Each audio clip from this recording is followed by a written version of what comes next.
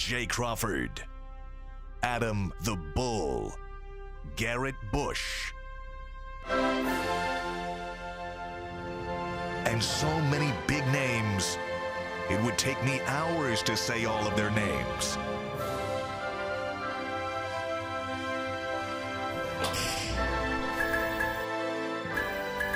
The ultimate Cleveland sports show. Booyah. We're so excited for tonight's game, we slept here last night. That's right. We didn't go home. We just stayed here all night. G. Bush, great to have you back, my man. They dropped me on the roof. I parachuted down in here. We're ready to go. You doing okay? How's the neck? Well, day by day. Like you're playing hurt, aren't you? I'm all right. We ready to go. I had to come back in here. You weren't going to miss game day. Nah, game day, we got to get this win, bro. Yeah. We playing around. Absolutely. Yeah. We're going to talk tons of Browns, trust me. Mike Polk is live from a bar downtown in Cleveland here. He's going to be live from the Noble Beast.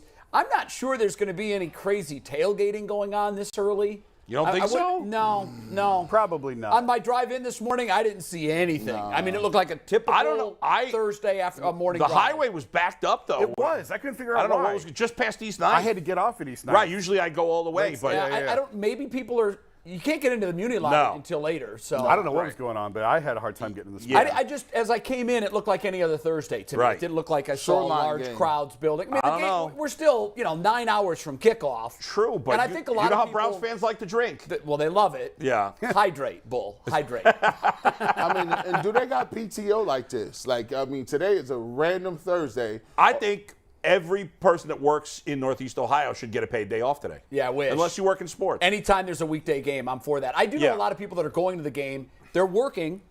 They're going immediately from work to tailgating and then inside. So I imagine, I don't know. We'll find out when we go live to Mike Polk. He's at Noble Beach. He's going to be there all morning long. If you're a crazy Browns fan and you want to get on the Ultimate Cleveland Sports Show, go to the Noble Beast. We have 10 T-shirts we're giving away, too. We're giving them 10 T-shirts. 10 T-shirts going out from Mike Polk today. So. Well, that's the call to action. Get in your cars, get on your scooter, whatever you have, and head down to Noble Beast. It's on Lakeside, right across from Channel 3, across from our studios. That's right. So it's on Lakeside. Great food. I eat there frequently. Great food. Get that lunch. And of course, great beer, take too. that early lunch. Good burgers there. Yeah, Early great lunch. burgers. Maurice Clarett's going to be on the show. He's going to play No Fence Riding. Yeah. He's going to be here for that. And also, we're doing our pre-written headlines. As I said, I know it's game day. We're diving into the Browns. We'd be remiss, though, if we didn't talk about the Guardians because, for my money, they clinched last night. For my money. They're now mathematically a 99.2% chance to make the playoffs. There's no busted coverages in baseball. Yeah, that's exactly There's no right. onside kicks in baseball. So I feel really good about this. I feel really good about this. If you watch the game, to me, my observation was from the very first inning when the White Sox were booting the ball all over the infield and the Guardians got 2 runs, which is their trademark. They score first, they put their foot on the opponent's throat, and they choke them out.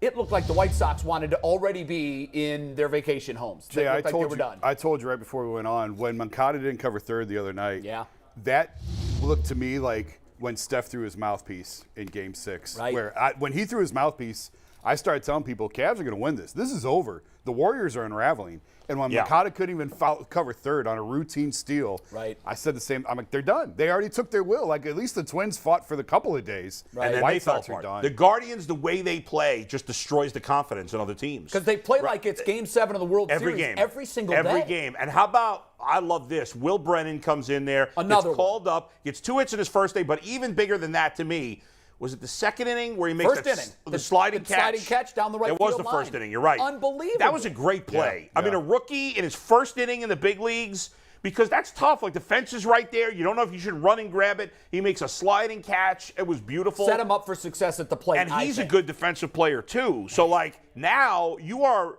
at least good, if not great, at every defensive spot except for first base. And even Naylor has become adequate at first base. Jay, this guy killed the minor leagues.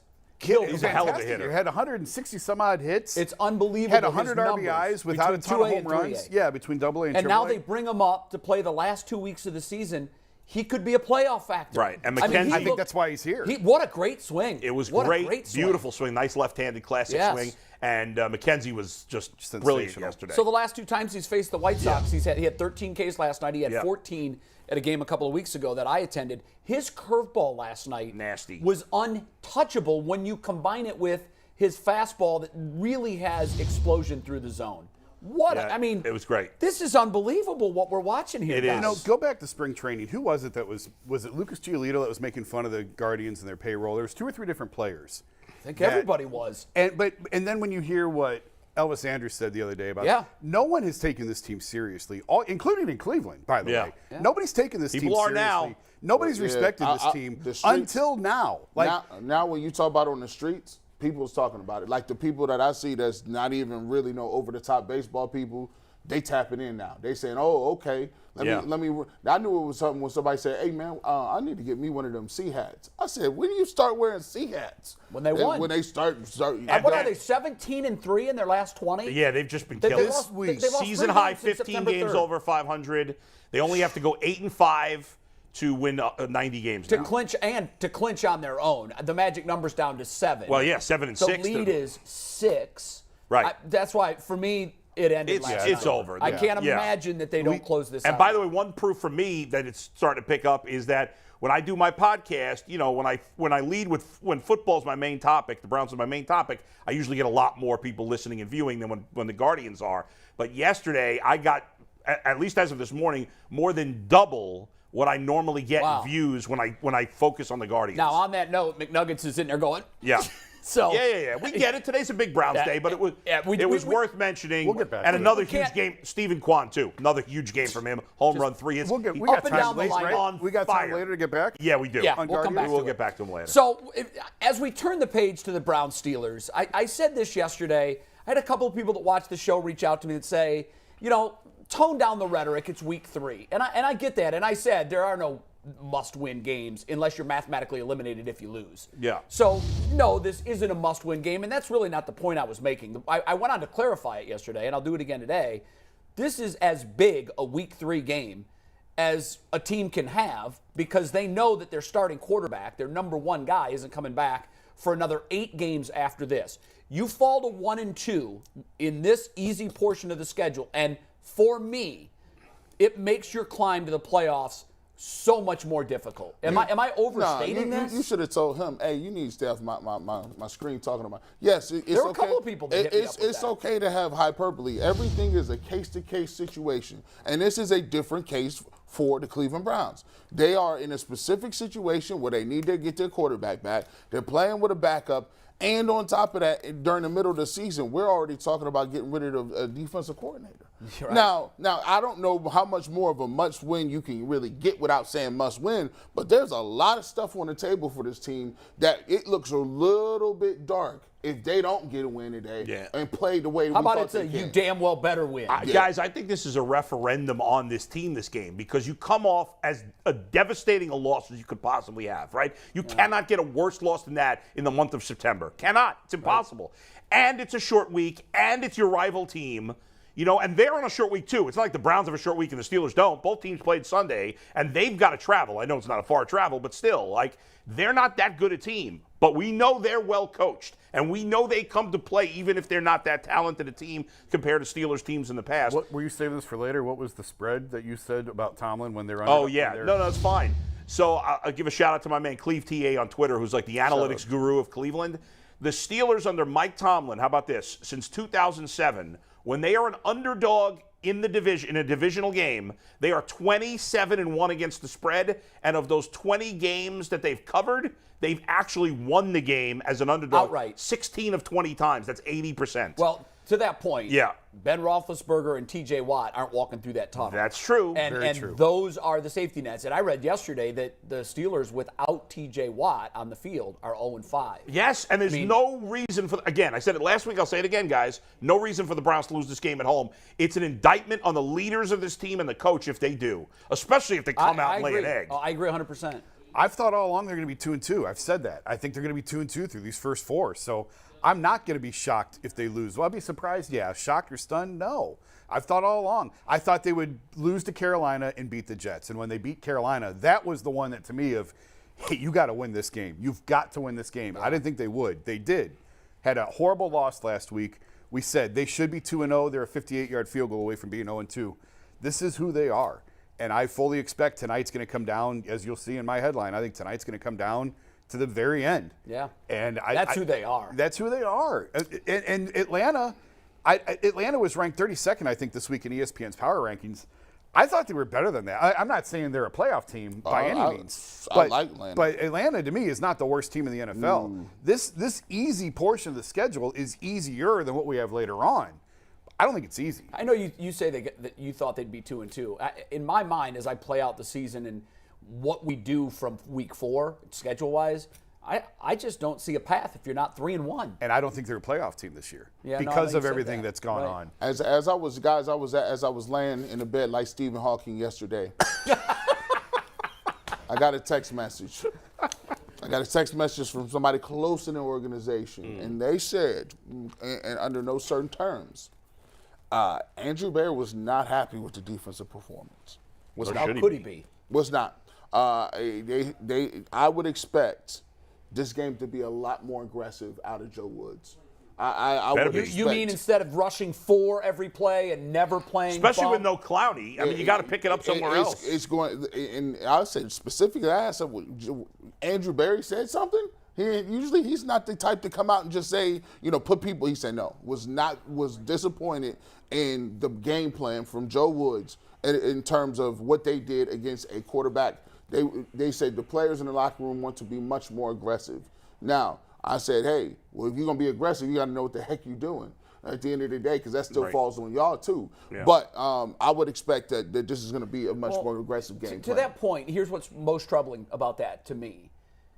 That Joe Woods or Kevin Stefanski or anybody involved in game planning for the Browns would need to hear the general manager say that after they played a statue quarterback and never put him under pressure. I don't know that they would need to hear that. I think that's probably understood. No one in the organization. Well, no, that's what I'm saying. That it would even have to come to that point, right. Jason. Yeah. First of all, before you're going into the Jets game and you're looking like Belichick does every week, okay, what is this team and how do we attack them?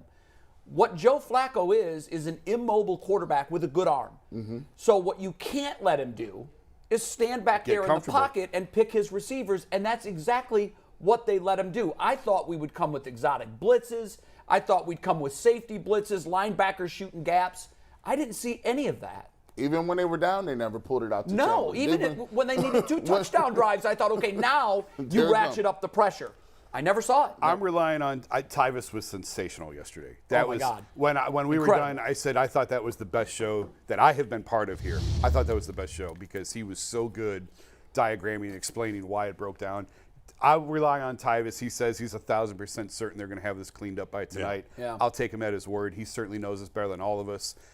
And one other thing I wanted to mention, did you guys see the video of Kevin Stefanski mic'd up during that game? I did not. That was great. I didn't realize. Do we probably can't play it, can we? NFL Films had it? No, we can't play it, yeah. So he was mic'd up, and now the video's edited because the teams approve what goes out and what doesn't. Yeah, so the good stuff never gets out. So, but you saw him, and we had seen the reaction on the deep touchdown on the busted coverage. He jerked his headset off. So that he didn't really say anything. He jerked his headset off. He was obviously angry. But the way that he was able, I thought it was impressive. I know you guys bang on him for being even-keeled. Jacoby was devastated after it was over, and immediately Kevin said, hey, this was an awful loss. This is really bad. We got to go in there, and basically said, you as the quarterback, me as the head coach, you got to have a united front on this. We're all going to share in it, and we got to move on. Right now, we got to move on. And just the way that he handled the situation, as you said, you can't have a worse loss. Yeah. Even in the sideline of that moment when most of us would be like ready to just murder everyone around you, I really was impressed with the way that he handled himself on the sideline. That is good. Now let's see if it pays off. It turns into a win on the field. Stefanski, are we looking at a coaching mismatch tonight? Because we know what Tomlin is. Guy's never finished under 500. Yeah. He just wins big divisional games after losses. Is this a coaching mismatch? I mean, Tomlin gets the nod, certainly. Sure. If you want to go in the head-to-head, who's the better coach right now? Everybody would say Mike Tomlin. But if you've got a slider and it's at 50-50, if the coaching slant was even, and you can move that dial, how far away from 50-50 are you moving it towards Tomlin? 60. 60-40. I was going to say 60-65. Yeah. I mean, I think, in my opinion, most coaches in the NFL are somewhere in the middle. They're all fine, right? You got a few who are great, a few who really suck, and then most of them are kind of fine. Yeah. And it depends on the talent you have. You do have some difference makers, and I think and Mike Tomlin, obviously, career, he's a difference maker. Absolutely. Mike Tomlin's a great coach. He's got his flaws just like anybody else. I'm critical of Terry Francona sometimes. I think he's the best manager in baseball. Doesn't mean he doesn't make mistakes. I do think one thing Tyvis said yesterday was he thinks this team players-only defensive meeting is a way for them to basically get out their frustrations with each other and say, we can't have these communication errors anymore. They're killing us. Exactly. Hopefully we see the end of that. Because if that happens again this week, I prefer Mike Tomlin's communication style over Kevin Stefanski's, but that doesn't mean that a person can't be more demonstrative than another person who's more quiet and get results. We see it all the time. I like the fact that Mike Tomlin will hold his players accountable in the media. He'll hold you accountable in the media on practice, and just the way he explains it to you in those certain ways is almost like saying, hey, you might want to get your stuff together. You'll be out of here. But in fairness, G, he couldn't do that his second, third year in Pittsburgh. He's more vocal now than he was early in his career. Mike Tomlin has been pretty vocal. He has, but now he could say more of what the longer you're there, the more power you have. More cachet you have. When he got there, he had a bunch of stars already in the locker room. Right. And I give him credit for being able to navigate those guys. Sure. But my thing is, Stefanski wasn't garbage.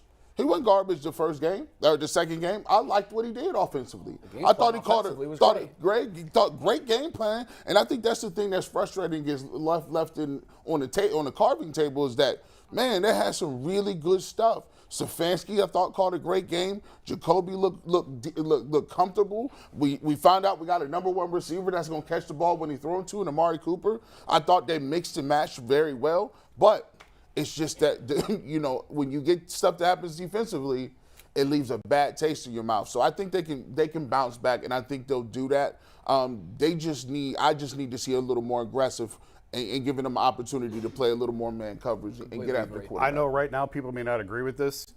I think Kevin can be one of those difference makers, head coaches. I have more confidence in Kevin Stefanski, and this is not a high bar.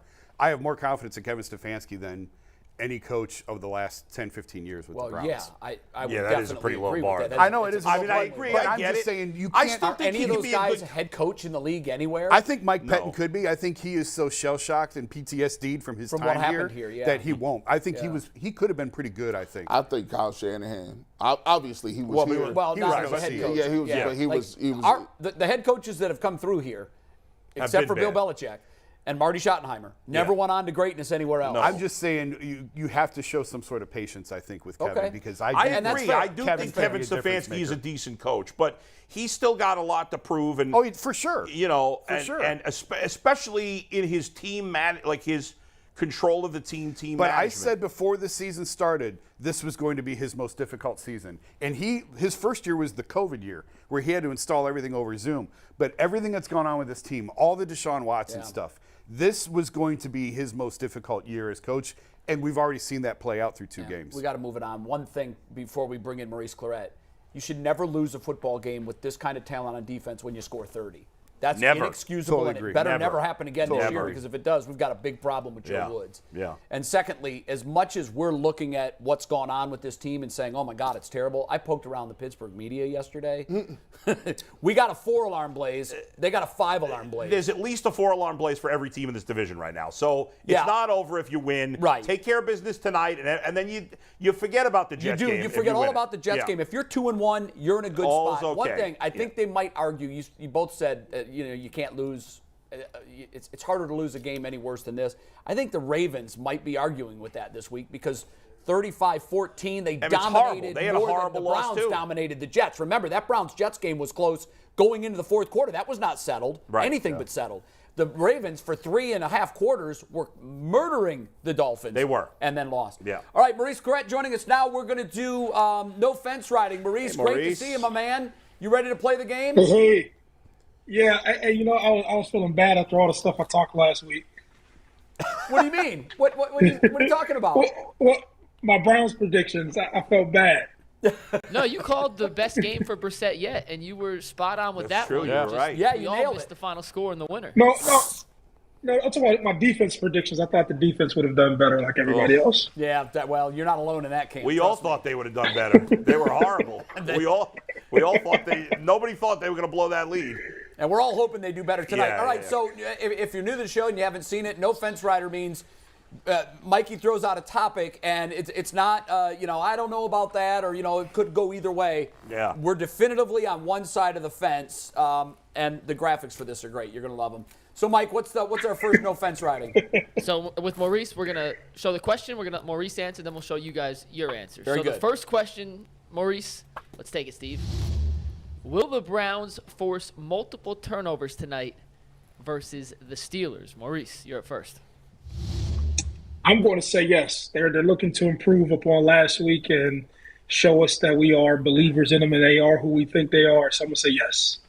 And I love that because this is one of the unanimous ones from the panel. And everyone on the panel said, drum roll please, no. Yeah, we all have PTSD on this team.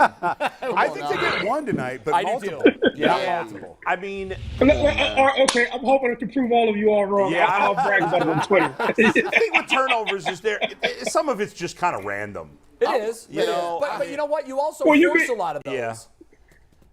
You can get a sack and you can get an interception. It's not hard. You can get a strip fumble, ball. yeah. No, but Maurice, Sack fumble, yes, my fault, yeah. Maurice, to G. Bush's point earlier that he got a text message from someone close to the organization that said Andrew Berry's not happy with the game plan from Joe Woods. And obviously, the element that's missing is any kind of aggression, any kind of, defensive blitz schemes or bringing more than 4. We haven't seen that, and I think that's what forces turnovers. Right. So we have to see a defensive shift in philosophy if suddenly we're going to start getting all these turnovers. I hope we see it because they've been a passive defense. You can only imagine the hell that they've probably went through this week and all of the expectations that people have for them and what took place last week. So, just as a defender, I'm just thinking these guys have to be saying to myself, it's obviously the game is the game tonight. I'm going out here. I'm going to cause a fumble during a sack or something's going to happen. One thing you'll find out about me, I'm just like the eternal optimistic guy. I got this eternal optimism. All right. So I hope you're right. Man. I hope your sunshine and rainbows philosophy. I hear you, G. Remember, Maurice, when I see them dudes start backpedaling before the ball is even starting there, they got their back turned like they about to fail. I'm like, we ain't getting no picks. You can't get no picks running back playing cover 3. True. They'll never jump routes. Backing up at the goal line. I don't get it, man. The great equalizer in this game, though, and why I went with this is one of the questions, is Mitch Trubisky. He may just gift you 2 interceptions at some point. That's true. He might. All right, Mikey, what do you got next? Yeah, what's number 2? Number 2.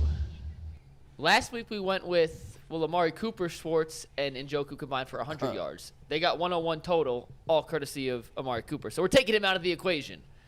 Will DPJ, Schwartz, and Njoku combine for 65 total receiving yards? Maurice, you're up first. We have to say yes again. But, we have to say yes. You sure? You didn't see sure right there, dog? I said we have to say yes. So, okay, I'm assuming they'll play heavy on the run, and I'm assuming that they'll play heavy on Amari Cooper, which leaves everybody else to have an opportunity to catch the ball. That's what I'm assuming. You have to shift coverage to protect yourself from Amari Cooper, and you have to have some sort of run presence, which obviously you'll say, okay, it's old school basketball. Let's take Amari Cooper and minimize the run and make these other guys beat us. And you would have to believe that those guys are sitting in the locker room right now listening to this show, and they can hear me right now. And hopefully that they prove us wrong. Or hopefully they prove me right. I hope you are right. So Maurice says yes. Let's see what everyone else said. Steve, we can take it full. I need one of y'all. You got them all.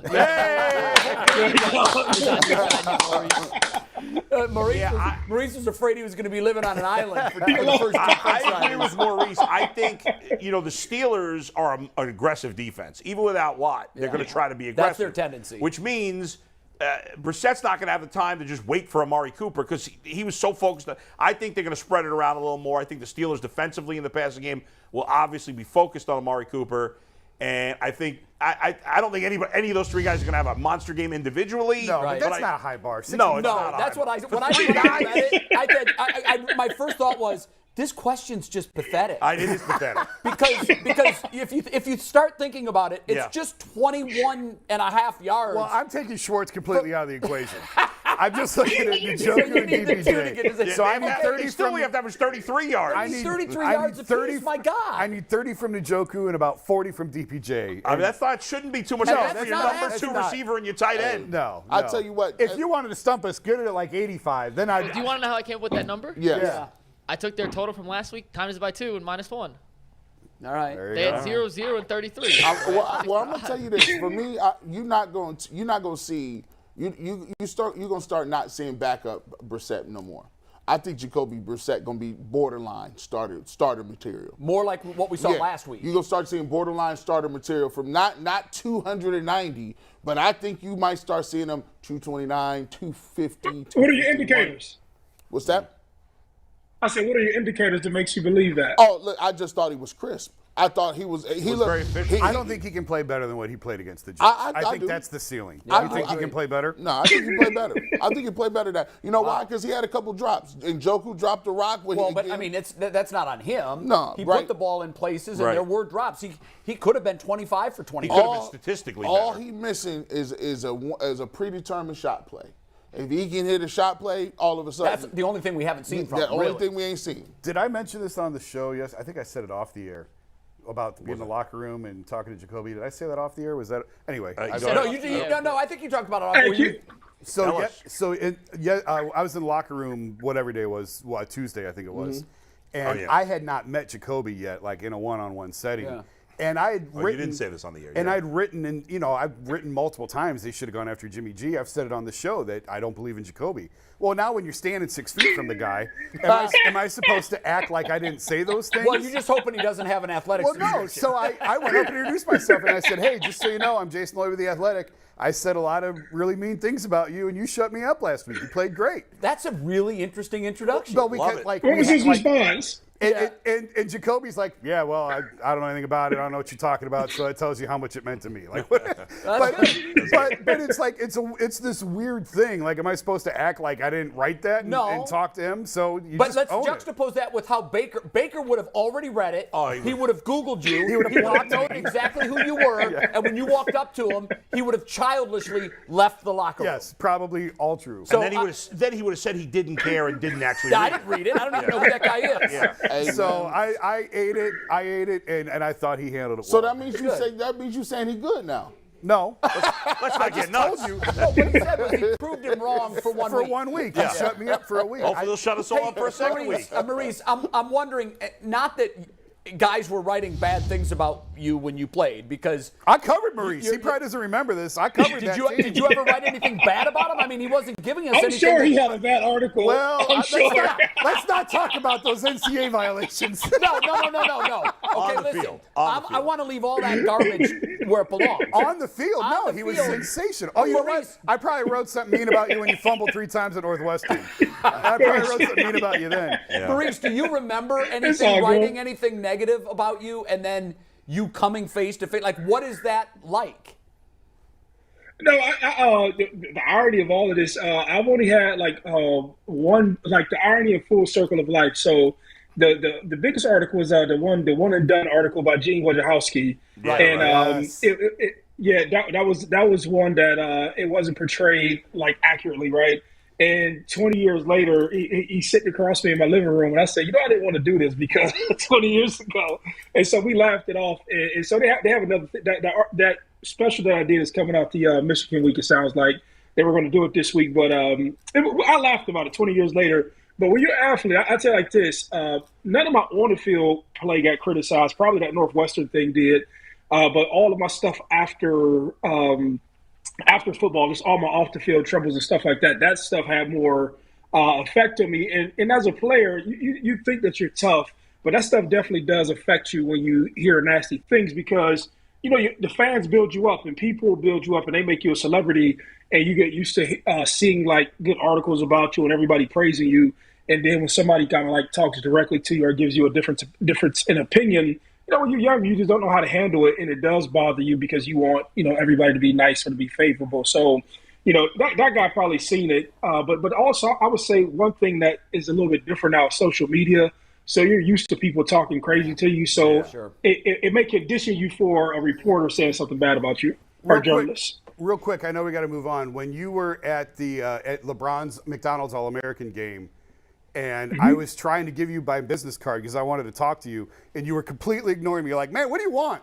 And I'm like, just call me sometime. And you took my card. You're like, fine, like get out of my way. And now we're on the show together, right? Who could ever see that coming? And you know what? Just to prove to everybody that and I think if you've watched the show, you know him, that Maurice is a great guy, and that might have been a one-off. When my son was jumping in the Big Ten championships at Spire, Maurice saw, he was in Columbus, and he saw that the meet was coming up, and he said, hey, what are the details, when and where? And Maurice got in his car, drove from Columbus to Spire. It's a couple-hour drive. That's incredible. And he sat there in the stands. And for my son, I have to tell you, you knew that because he told you after the meet. My son was like, this is the most surreal thing that's ever happened to me. Maurice Clarett was my hero. Yeah. And now he's in the stands rooting for me at the Big Ten championships. That's awesome. That was a pretty cool thing, and he didn't have to do it. And that's the kind of guy he is. He does a lot of stuff like that. All right, what's the next up on the Fence Riders? We are done with the unanimous. We have all split decisions moving forward, so nobody will be on an island. But question number 3. Will the Browns allow a passing touchdown of at least 29 yards tonight against the Steelers? Maurice? Yeah. By the way, I think he stole the words out of my mouth. I would say I would believe they'll do it. Unfortunately. Wow, not all rainbow and sunshine. By the way, can you bring up the fence riding picture again real quick? I just had an observation I wanted people's take on. Yeah, give us 1 sec. We'll pull it back up. For the briefest of seconds, when I saw the picture of us all in there, I thought Tyvis was Tristan Thompson for like half a second. He got a little Tristan in there. Like a half a second. I was like, why is Tristan? Oh, no, it's Tyvis. It's a little T-top in that. And Brad's still looking for his glasses. Sorry, Mikey. Go ahead. All right, so Maurice says yes. 2 of you also say yes. Let's see who he agrees with. G and J. Oh, wow. Oh, the tag team, right. Nice wrestling. Look at the Nasty Boys. That is the best name yet. Oh, that's so good. The next T-shirt coming. Oh, my God. That's great. Yeah, I mean, Mitch Trubisky, to me, first of all, yesterday Brooke Pryor said their offensive line's been a little better than they expected, but it's still not very good, just not as awful as they thought.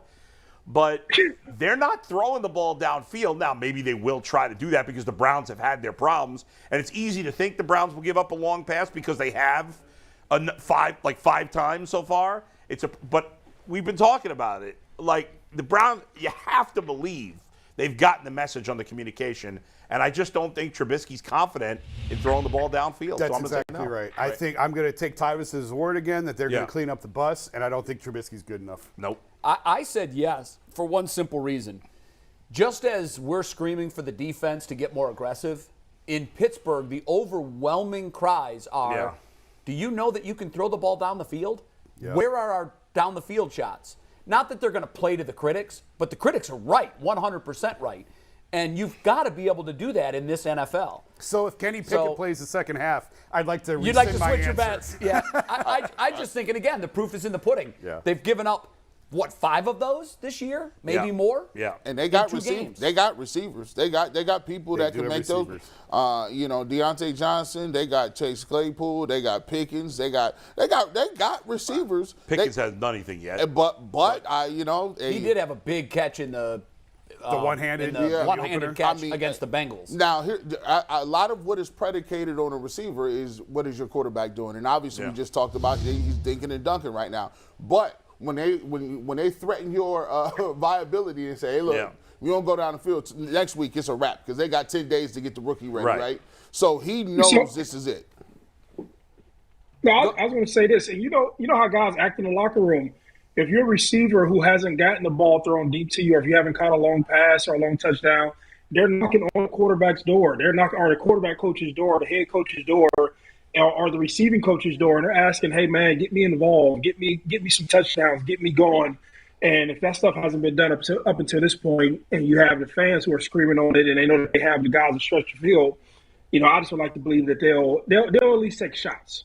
This is two units that have been a disaster so far this year. Facing off against Browns secondary and Steelers passing game. The difference is the Browns secondary has the talent. The Steelers passing game has the talent at wide receiver, but I don't think they have it at quarterback. Yeah, but we said that going into Carolina, and we said that going into the Jets. We certainly did. We'll find out for sure. I mean, this is true. We think that the Browns defense is going to shine. I said last week they should pitch a shutout. No. This time they got it fixed. This time they got it fixed. If they don't do their thing today, I'm starting to rethink if you good or not. I'm gonna just have to go there. All right, number 4. Number 4, this one plays right into Maurice's hands. He has a better idea of this than any of us. But will Kareem Hunt have more total yards than Najee Harris on Thursday Night Football? Maurice? No, Najee will probably get more opportunity. I just think Najee will. Yeah, he'll have more opportunities to touch the ball and to perform, and they'll lean on him more to loosen the pressure on the quarterback. So Maurice says no, and he agrees with 3 of you. The lone person on the other side of the fence is G. Bush. Mr. Bull. I am on an island here, and maybe this is some wishful thinking because I have Kareem Hunt in 2 of my fantasy leagues. Oh yeah. Now we get it. We understand exactly where this Let me came explain from. something to you. You guys have been saying that Kevin Stefanski had a great game plan offensively last week, and for the most part, I agree. But here's my one big beef with what they did last week. Even though the offense performed well, there were long stretches of time when Kareem Hunt did not play. Yep. And I don't understand that. I know Amari Cooper's a good player. I still think Kareem Hunt's the second best skilled position player on this team behind Nick Chubb, and I don't think it's that big a gap between those 2 guys.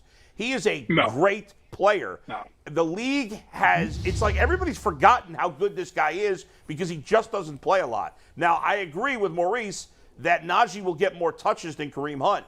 But I think Kareem Hunt is a better player than Najee Harris, and the Browns have a better offensive line than the Steelers do.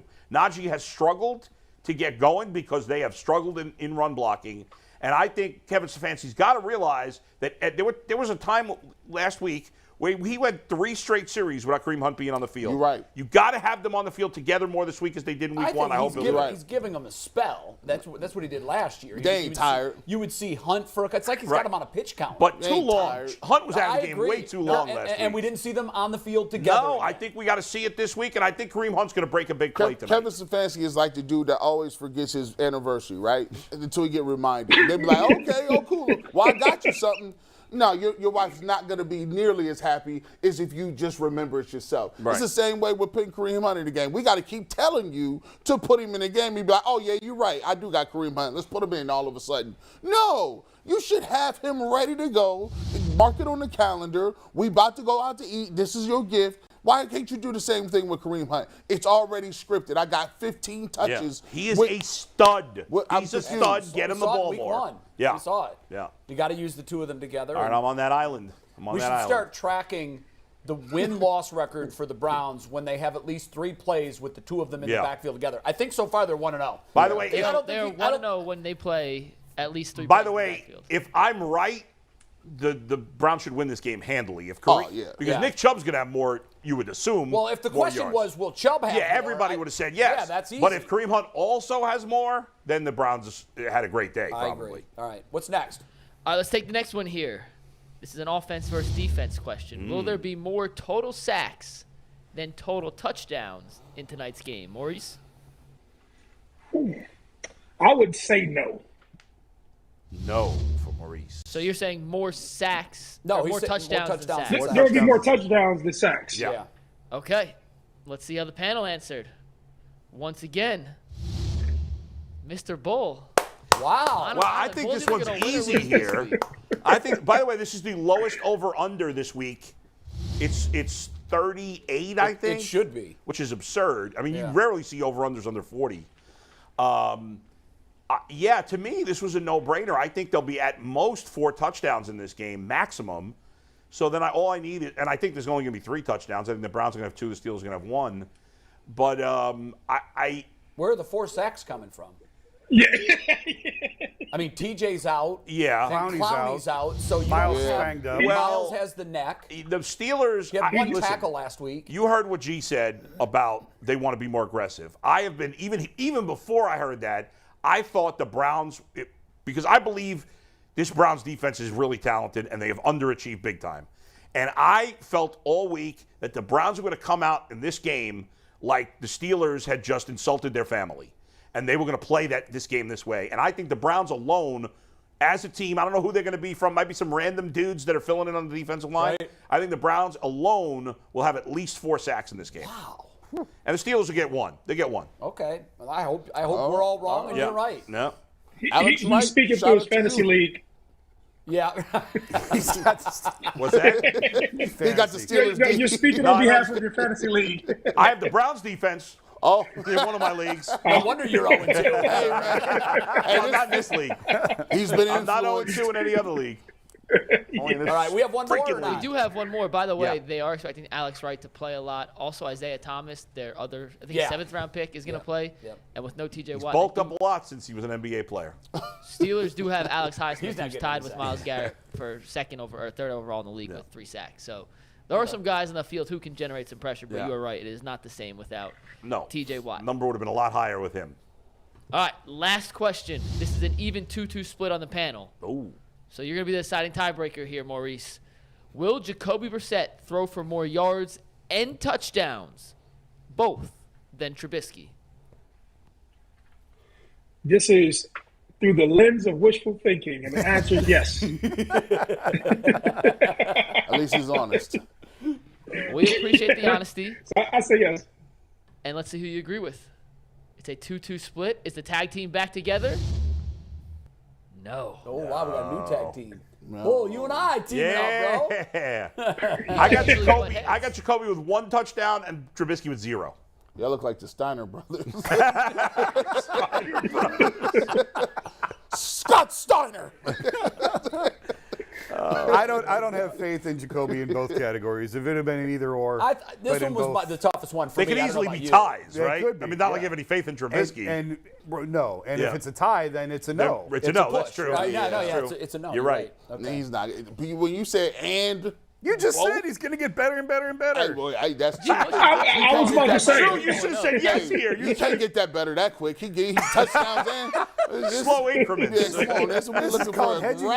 We're talking about gradual rise. Maurice, what do you have the score of tonight's game? Who's winning and what's the score? Who's winning? What's the score? Wishful thinking. Let's go 35-21.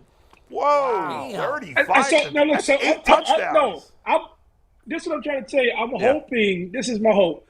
I'm hoping that Jacoby can build upon last week. I'm hoping that you have the 2 running backs going, and this is just wishful thinking. And I believe that the Browns, I believe in Jacoby getting a little gradually better. And I believe that last week in some capacity helped him, just like G. And I just believe that somebody really needs to emphasize the importance of keeping Chubb and Kareem Hunt on the field at the same time. Yes. And I'm hoping that is the Cleveland spirit. I nominate G. Bush to do that. Hopefully get it done tonight. Yes.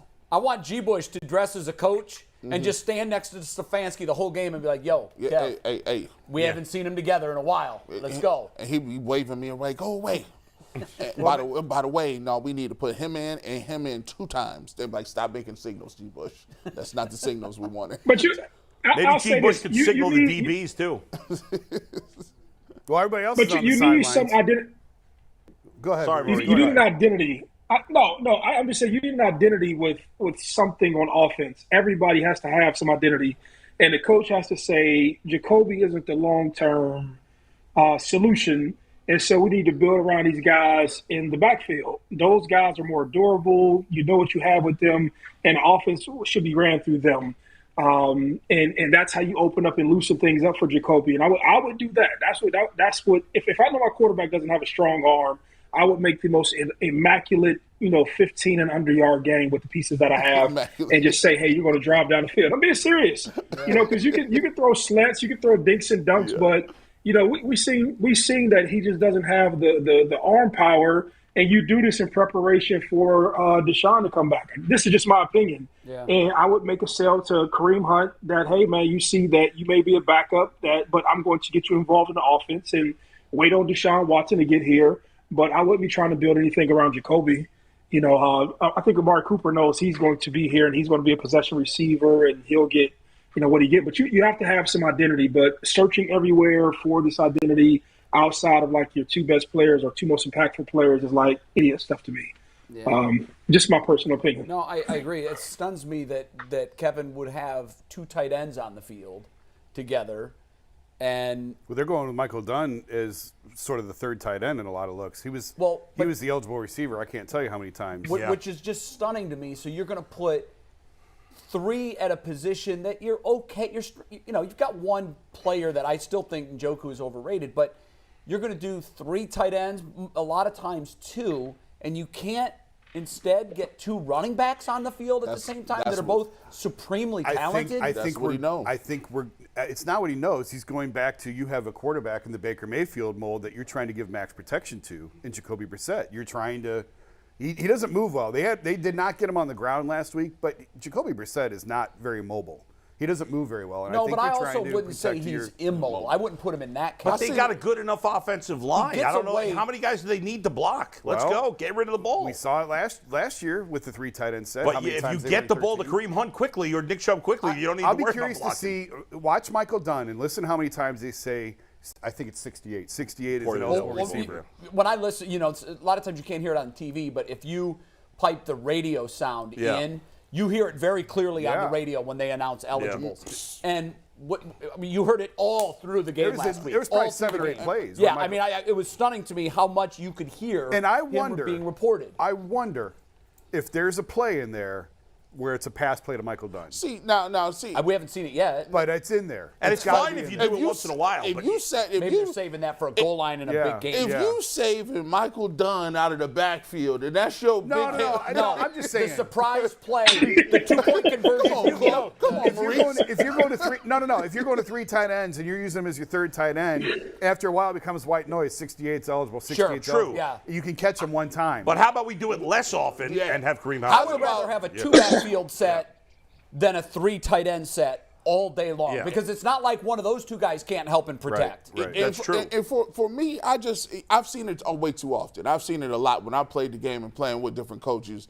There are different coaches who like certain things. That is, a coach's playbook is almost like his identity. Like when they come and they audition or they sit for a job and they say, what is your plans for this team? They come in and give you the first 5 plays that they like to run, the philosophy and everything. Kevin Stefanski has always liked 3 tight ends. Now the thing about it is, it's very difficult for some people to be creative week in and week out. It's just a little bit more difficult. Andy Reid does it. That's creative, right? Everybody can't draw pictures. Some people can only do crayons. Some people can only do impressionists. Some people do oil painting, watercolors, all of that, right? But they still can draw. They still are artists. Even if it's stick figures. Yeah, even if it's stick figures. Again, hold on. I don't want to become the Stefanski apologist here, but look at who he's had at quarterback since he's gotten here. Yeah. He's had to build his system around limited quarterbacks. There's a reason they didn't have 3 tight ends on the roster when they signed Deshaun Watson. They didn't plan on it being an 11-game suspension, and they didn't plan on having to go back to this. Mm-hmm. He's building his system around what he has to work with. I'm telling you, when Jacoby's gone, when Deshaun's back there, you're not going to see any 3 tight ends. I hope not. Well, for me, I think you won't need it. You can get rid of the ball. If you got Kareem Hunt and Nick Chubb in the backfield, like Bull said, you can get rid of the ball. Get it quickly. I think he's done an incredible job with misdirections and with scheming. There's guys open all over the field. There was last year, there is again this year. You have to have a quarterback who can get it to him. Go ahead, Maurice. No, I'll say this, and I've seen this plenty of times, and everybody else has seen. A lot of offensive coordinators, they get mixed up into campaigning for different jobs. That's what I say, right? So I remember, I don't want to say the names. You will find coaches who their whole goal would be, let me rack up yards or let me play this stat game amongst other teams to campaign for a different job elsewhere. And instead of saying, hey, these are the pieces on the field, nobody likes to low and slow play, but football at the end of the day comes down to matchups. It's hard for me to believe that you can put as many linebackers as you have in the league against Nick Chubb or Kareem Hunt where you can dictate a lot of those dinks and dunks that a quarterback can have. Like, everybody sees it week in and week out, where you'll see a running back break out of a backfield, or a running back get one-on-one and he runs an option route where you can throw an extended pass. And that helps to keep the pressure off of your linemen. But coaches don't like to do that. You know, coaches want to throw the 60-yard bomb, the 20-yard dig, the 15-yard out, and they don't want to put drives together. But that is, like, when you have that sort of team, it comes down to just having these longer, sustained drives and swapping personnel in and out. And so, I don't know. I just I've always had I don't know, when you're in the locker room and you hear from these coaches and you kind of see like that they'll be blank towards their personnel and they'll be pushing their mission more than the team's mission, even though that sounds crazy. I've been a part of teams who do it and who does it for other ulterior reasons to try to look for other jobs, and they want to pad their stats and all that other stuff. So I don't know. That's my little 2 cents about it, and I'm pretty sure more people feel that way. We've already called First Energy, and we told them to get some backup fuses ready for the scoreboard. 35-21. Yeah. That would be cool. I hope you're right, Maurice. Enjoy the game tonight, and we'll see you next week. Yep. All right. Very good. 35-21. I mean, that'd be wild. Look, we didn't think last week was going to be 31-30. No, certainly not. So, yeah, and I guess real quick anything is possible. Real quick before we bring in Aditi, to Jason's point, we'll find out for sure when Deshaun Watson comes in. We will. How Kevin different Stefanski the offense is. Yeah. But the bottom line is, Kevin Stefanski did use 2 running backs a lot in week 1. And he didn't use it at all last week. Yeah, and they scored. How many points did they score last week? And Jacoby played the best he could possibly play. We've already, I don't know. That's true. I think we're nitpicking now. It's not like they were shut out or they had a terrible offensive you're right. game. What he did worked. So 30 points was plenty to win the game. It worked this week. I'm just saying, Kareem Hunt's your second best skill position player. I'd like to see him use him more. Yeah. Especially when you start playing better defense. All right, Aditi, welcome to the Ultimate Cleveland Sports Show. It's game day. I know that you're probably as excited about this as anyone because your affiliation with both of these teams. You're the perfect person to talk to about this game. How do you see it? I appreciate that. I think that these are 2 teams that are desperate for a win. And it feels a little bit silly to say that 3 games in, but you've got a Browns team that needs to rectify some significant errors, right? Like, they've not played badly, but they've been burned by mistakes. They've got to clean that up. They have to fix that. This is a defense that wants to be a number 1 defense and yet has these communication issues. So you need to sort of clean that up. You need to show that you're not the old Browns. You've got the biggest stage possible. We all talked about this on Tuesday. And then you've got the Steelers that are desperately trying to find some sort of offensive identity. And there's a whole lot of Michigas going on. And this may sound a little bit familiar to you, but the wide receivers, especially the rookie wide receiver, George Pickens, was saying in Pittsburgh that, receivers are open. But as you all know, a receiver seeming to be open doesn't necessarily mean that the receiver is where he is supposed to be, when he is supposed to be there. Yeah. And the last successful offensive coordinator that was in the city, Todd Haley, was in fact on the radio in Pittsburgh yesterday saying, well, I think the receivers are running a little sloppy. So you've got a Steelers offense that's trying to figure out who it is and generate something. You've got a Steelers defense that's missing one of its game breakers in TJ Watt, but still has 2 elite players in Cam Hayward and Minkah Fitzpatrick and a whole bunch of other players that they think are worthy of high potential. And you've got this enormous stage and a rivalry game and a division game. So let's go.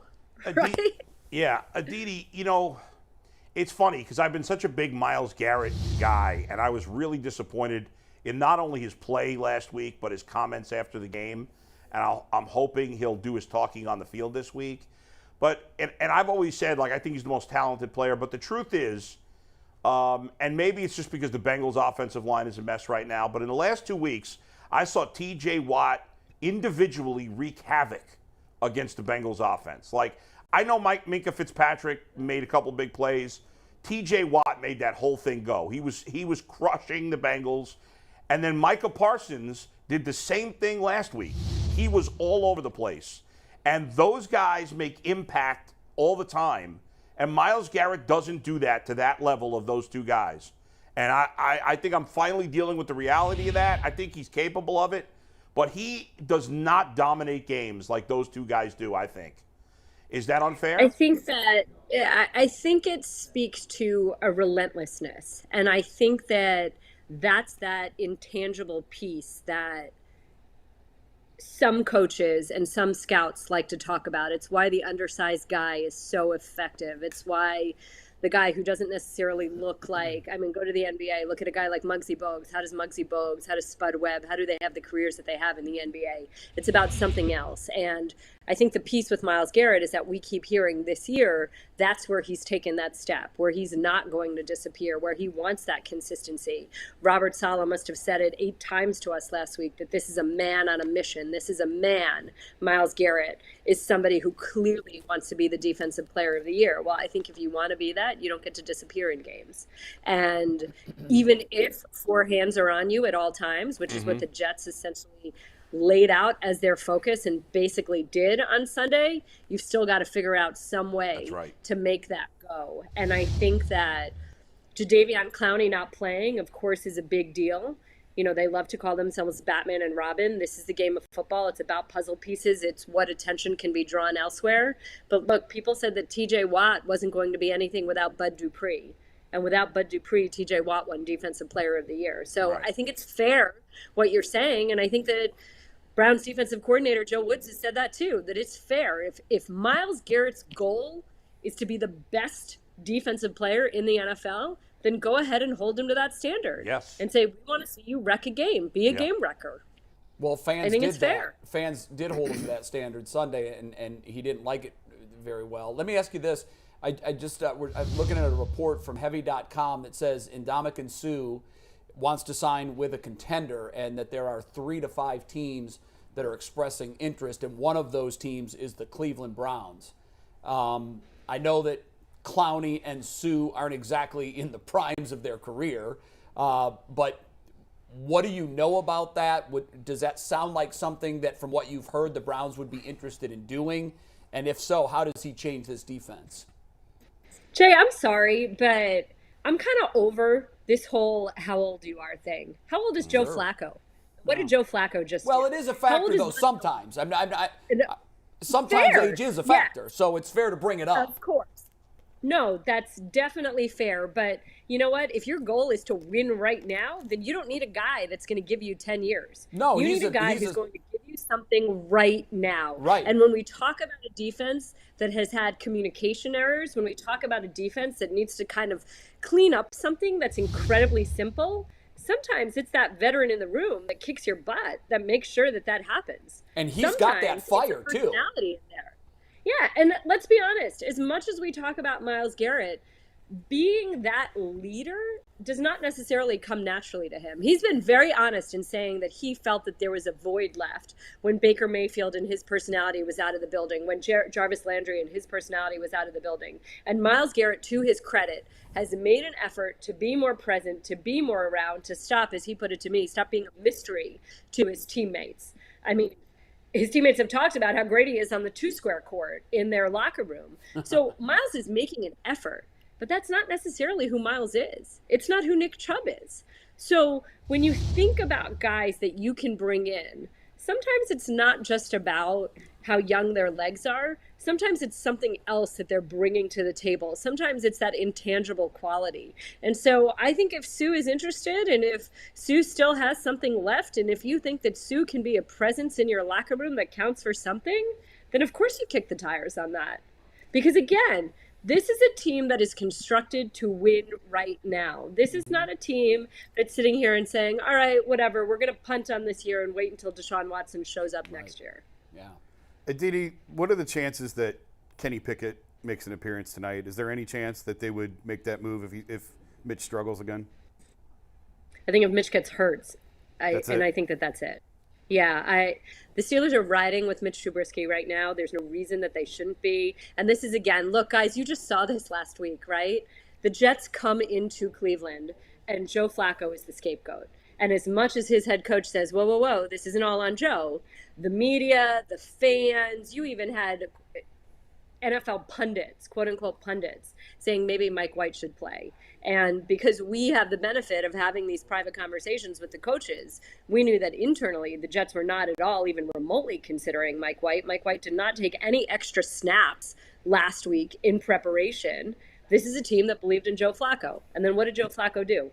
It was Joe Flacco walking up that Jets sideline saying, guys, we still have time left. Guys, we still have time left. It was Joe Flacco engineering those 2 touchdown drives in the last minute 55. It was Joe Flacco engineering a win that could be such a catalyst for a young Jets team. And meanwhile, the outside world was saying, oh, Joe Flacco can't do it. So the parallel here is that you've got a lot of people in the outside world pointing fingers at Mitch Trubisky. Mitch Trubisky is not the problem with the Steelers offense right now. It's just not. The Steelers should try to run the ball with a little bit of authority, run the way Nick Chubb runs the ball, run the way Kareem Hunt runs the ball. I know that that's way easier said than done. I'm sure Mike Tomlin would love to have the Browns offensive line and Nick Chubb, even Kareem Hunt, if that was the only one he had, whatever. But the Steelers have a lot more offensive issues than Mentor Ohio's Mitch Trubisky. So then is Matt Canada in trouble? I don't know. God, you know what? It's funny because I was talking to somebody who's on another team around the league in a front office today about Matt Canada. And of course, Matt Canada had one great year as the Pitt offensive coordinator, which of course happened in the Steelers' backyard. Matt Canada was instrumental in helping Mike Tomlin's son get a scholarship at Maryland. So there are ties there. But again, there are many great traits about Mike Tomlin. I am not going to join the chorus of questioning the coach that Mike Tomlin is. But one thing that I do think is fair to bring up when you talk about Mike Tomlin, it's his coaching tree. And who has Mike Tomlin hired that has then gone on to great success? Mike Tomlin had Bruce Arians on his staff, basically ran Bruce Arians out to replace him with Todd Haley, and then Bruce Arians became a head coach. But who else has left Mike Tomlin to go on to be a coordinator, to go on to be a head coach?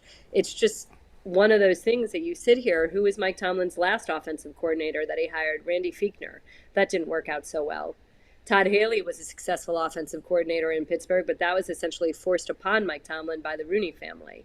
So, again, I don't know. I truly don't know. I think that there are very, very valid questions as to whether Matt Canada is the right fit here, is the right offensive coordinator.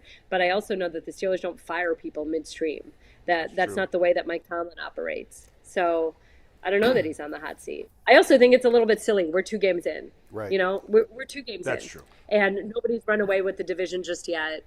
So you do have an opportunity to turn things around. Yeah, and nobody's I think playing well in the division. Hell, they're tied for first except Cincinnati. Yeah, nobody's playing well. Well, since you talk about Canada, let's go over here to the defense. What are your thoughts on Joe Woods? Same thing. Scapegoating, I think, a little bit. I like Joe Woods a lot. I think that Joe Woods is a very good teacher. I think that Joe Woods designs things well. And I think that, you don't need me to say this. I think everybody said this. I think Tyvis Powell said it really well as well. This is as simple as communication. And I can't, guys, I've said this so much. I really apologize if I said this on Tuesday. I can't remember if I said it on the radio in Pittsburgh, if I said it on our show on Tuesday.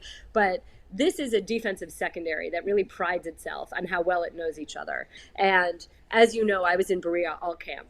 And whether it was John Johnson or Grant Delpit or Denzel Ward, every single one of them was telling me how well they communicate, how big of a deal it is that they're in year 2 together, that there aren't new pieces, that Greg Newsome is in year 2, that Grant Delpit got so much time, that Denzel, John Johnson, that all these guys have been together, that MJ Emerson is so in his books and is seamlessly fitting in.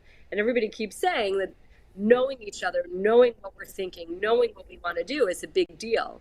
Okay, fine, but sometimes you just need to say it. It's ridiculous. And you might assume that this is what Denzel Ward is playing. You might assume that this is what Greg Newsome is doing, but it takes exactly 3 seconds to say, hey guys, this is what we're running. Hey guys, this is what I see.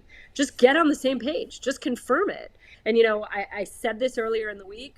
Last year, that Bengals secondary was playing so well. And Jesse Bates, the safety, said to me, if you don't see us talking to each other, we're in trouble. Like that Bengals secondary, every single Tuesday, which is supposed to be a player's day off, was coming into the building, players only, watching film together, eating chicken, and just talking. Hey, this is what I see. This is what the corners see. Okay, the safeties are saying, if you do this, this would help us. Over communicating. And despite that, you still saw them talking on the field every Sunday non-stop. So why aren't the Browns just talking? It's that simple. Just run out on the field and say, okay, this is what I see. Well, it better happen this week. That up. It better happen this week. By the way, be paying attention, right? Just watch their mouths. Do you see their mouths moving? Yeah. It's by that the way, simple. Go ahead. Sorry, I keep interrupting you. Go ahead. Finish up what you're saying. No. I just was saying that these are unbelievably talented, athletic, wonderful guys. They're not getting beat. I mean, sometimes you get beat. That's the nature of the game. But you're not regularly seeing them being shaken or being beat. You're seeing blown coverages. Blown coverages are about communication, period. And that's all that it is. To me, it's even worse, though, because they have the talent. There's no excuse for this.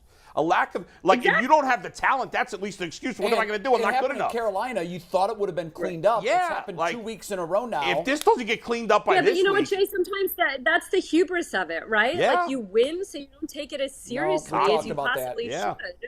Until you lose. And you hate that. Because, again, it's twice. It's a trend. You know, it's not just, okay, a one-off. Agreed.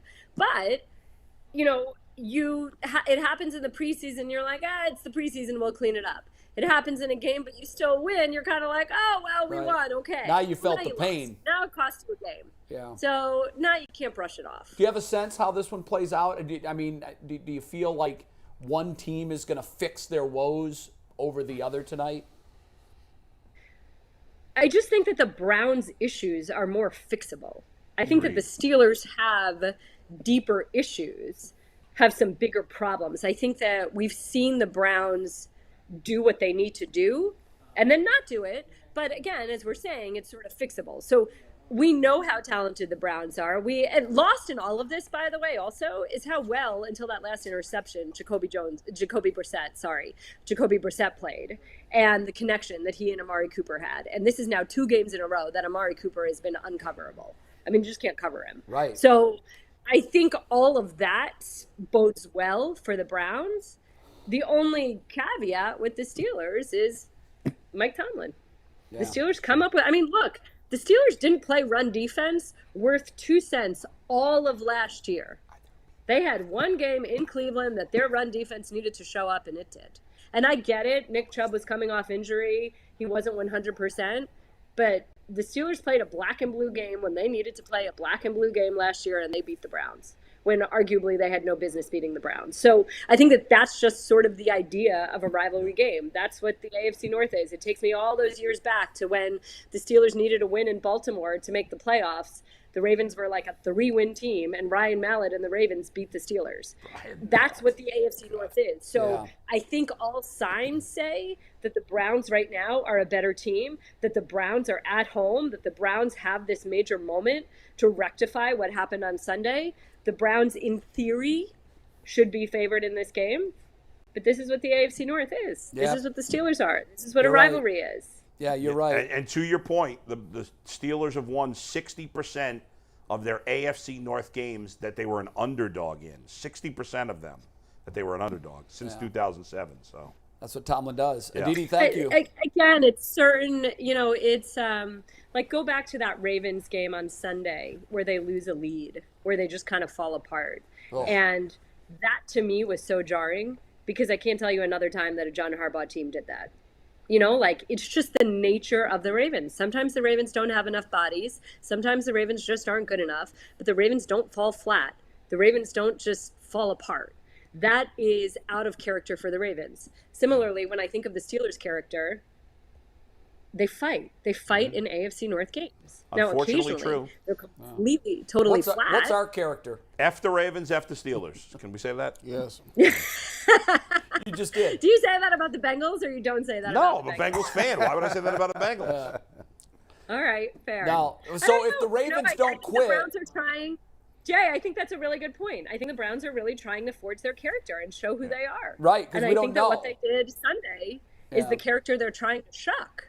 Yes. They're trying to shuck that same old Browns. Yeah. And they sadly embraced it. Hopefully that's a one-off. Aditi, thank you very much. Thanks, Aditi. Enjoy the game, and My pleasure, guys. We'll see you soon. Who am I going to see tonight? Who's going to be on the field? I'll be there. I'll be in the press box. Yeah, I always watch from the comfort of home. It's too good to watch at home. We're doing our post-game show tonight. Everybody check it out. 2-minute warning. Won't jinx the game tonight. Yeah, no calling it until it's until it's over. official. I promise. No I will more not make Dewey any defeats premature Truman. decisions. Thank you. Thanks, Aditi. Thanks, Aditi. Bye, guys. Have fun. I think that her point is a very good one. I do think that the Steelers' problem is Jimmy's and Joe's, and the Browns' problem is X's and O's. Yeah, yes. And, easier to fix. It is much easier to fix. The clay's there. Yes. You just have to mold it into the piece of art. Right, yes. So a lot of us are wondering, what will the pregame tailgating look like in downtown Cleveland? The game now is 8 hours away. Yep. Mike Polk decided that he wanted to check this out. He's a man of the people, so there he we is. go now live to Mike Polk, who's a tie. Inappropriate. That's inappropriate. At Noble Beach. Yeah, wearing the game day tie. That's an interesting choice. The atmosphere there, Mike, seems completely off the charts. It's getting out of control already here, you guys. Tell them to pipe down. It's pretty nuts. We're at a Noble Beast Brewery right across the street from the station, I guess because it was the most convenient. And I got to tell you, the party is not off the chain here quite yet. It's a lot of, well, I'll show you, it's a lot of business casual diners who aren't aware that there's a Browns game today, kind of just like getting their drinks and stuff. Oh. Yeah, that is Anthony. There's a Pittsburgh couple here. I think they're fighting. Boo! I can't tell, but I'm pretty sure. No, don't. They're nice. There's these guys. Nice, they have that beekeeper jersey sucks. Yeah, that's Adam the Bull. Say hi to Adam the Bull. Go ahead. There they are. There's these guys. He's coming from right across the street. It looks like he's coming from Ukraine. While being shelled. Oh, no. That's Mike's BlackBerry. I think there's a cord stretched across Lakeside. That's why Anthony's there. He's telling people, don't pull that cord out. That's our lifeline. So, Anthony's security. He got a hot Did we get spot. Mike back? Anyways. He's back. Let's get him back. There he is. Sorry. Yeah, go back to the I don't know when you sweet lost. spot. Don't move. Yeah. Lock that sweet spot in the Wi-Fi down. There you go. Well, you just missed a lot of really cool people saying hi to you, just so you know. Well, tell them and we you said missed hi. Razzing some Pittsburgh fans. Yeah. Unlike Jason and Jay, I'm a man, and G and I are men of the people. Yes. Jason and Jay don't mess with the riffraff. How are we catching strays over here? I don't know where that came from. I don't either. Okay, so guys, like I said, the point is maybe we should have picked somewhere that's not just for business casual lunches, and it is, in fairness, it is about 8 hours before the game, but we are going to get this party going one way or another, whatever I have to do. Yeah. We got some T-shirts we're trying to give away too, as you know. Well, I think everyone here gets one. They'll light up when they get these T-shirts. You know they're going to light up. Get rid of the face caricature one. Yeah. I love that. Well, we have Polk, though. Polk, you want to give us your headline? You had an interesting headline. So we'll start with Polk. Yeah, once you read it, I already forgot what it was. Let's take it full. Polk, do you want to read it, or should I read it for you? Browns kid sister. Okay. So here's my theory, you guys. My theory is that the Browns are going to tie again with the Steelers, just like back in 2018. That's amazing. By the way, I like up on the top right, it says Anthony out in public. Big mistake. That's a good call. Fantasy football not looking good for McNuggets. Me neither. You could have shot me in there, too. I love the error image deemed not safe for work. You think it's going to be a tie? Mike, you're predicting a tie. I am. I'm calling for a tie, you guys. That seems like the weirdest thing that could happen, and it seems like that's what should happen because of that. Will it be a 0-0 tie or a 2-2 tie? Hard to say. No, I actually think it's going to be the exact same, 21-21 once again. Because again, I'm going for just the weirdest things that can happen now. That seems to be what's going on. Makes sense. Makes sense. Yeah. Anthony, don't give out all the T-shirts. Make them earn them. Sorry, he's giving out. He's a rookie, you guys. I know. He just gave one to a Pittsburgh fan. I don't know what's going on around here. Anthony. I know. No, it's fine. She seems nice. She's being nice. All right, Mike. Well, hopefully the crowd gets whipped into a frenzy. Let's because go. we're coming back Get to him you going. 2 more times. Yeah, At least that's what the I'm gonna rundown start doing- tells us. I'm going to start doing some push-ups in front of him. I think that'll help. I'm getting fired up. Thanks, All right, Mike. Take your shirt off and do push-ups. It works every time. There you go. Drink up. Drink up. By the way, guys, I don't think there should be ties in football. No. No, I think Never that's the dumbest thing of all time. And now you cut the overtime to 10 minutes. That's brilliant. Yeah, why did they do that? That's the dumbest thing because ever. it's a safety issue. What do you, the players? But let's play 17 games. The players wanted it? They don't care about that. The players are exhausted. The players, I've do you talked think the players want a tie? No, I don't think they want a tie. I'd rather see what they do in college minus that football. nonsense with the 2-point conversion and once they get to triple overtime. See, I hate changing the rules once you get to, like with baseball, I hate the ghost runner at second. Yeah, it doesn't make sense. But I actually like it. I didn't think I would, but I love it. You can't play a game under one set of rules for this amount of time and then say, you know what, screw it, retire. It's like soccer when they go to penalty kicks. I hate that too. Dumb too. I hate that too. Okay, you're the better team at penalty kicks. You're not the better team at soccer. And so college football technically is like that. All right, we're just going to give you the ball at the 25 or the 30. Who these people but I still are. like that better than the 10 I like the college model much better, but I don't like that they've now gone to it once they get to triple overtime. I like what they do in the NFL. Go for the 2-point I conversion. think they should just do it like college, except don't start for the 25. You keep going back and forth until one team doesn't score. Let me tell y'all what they do. When you practice, they run your ass off in the heat for months, and you tackle people. What do you mean you're tired? Yeah, I don't. This is the part of what. That's the part of the game. Like it's a 60-minute game. They're exhausted by the end of the game. Now you're asking nobody. That's the point. I get that. So it's a battle of attrition. But it doesn't I'll say happen that this. much that you shouldn't be able to do it. No, it doesn't. And I'll say this: if it's a player safety issue, like the league is really concerned about player safety, I probably shouldn't have led with that, but I'm saying. Because now there's 17 games. But that does have a lot to do with it. Is these guys were in a 60-minute car crash? How many games go to overtime every year? Would you guess? Handful. 10? Handful.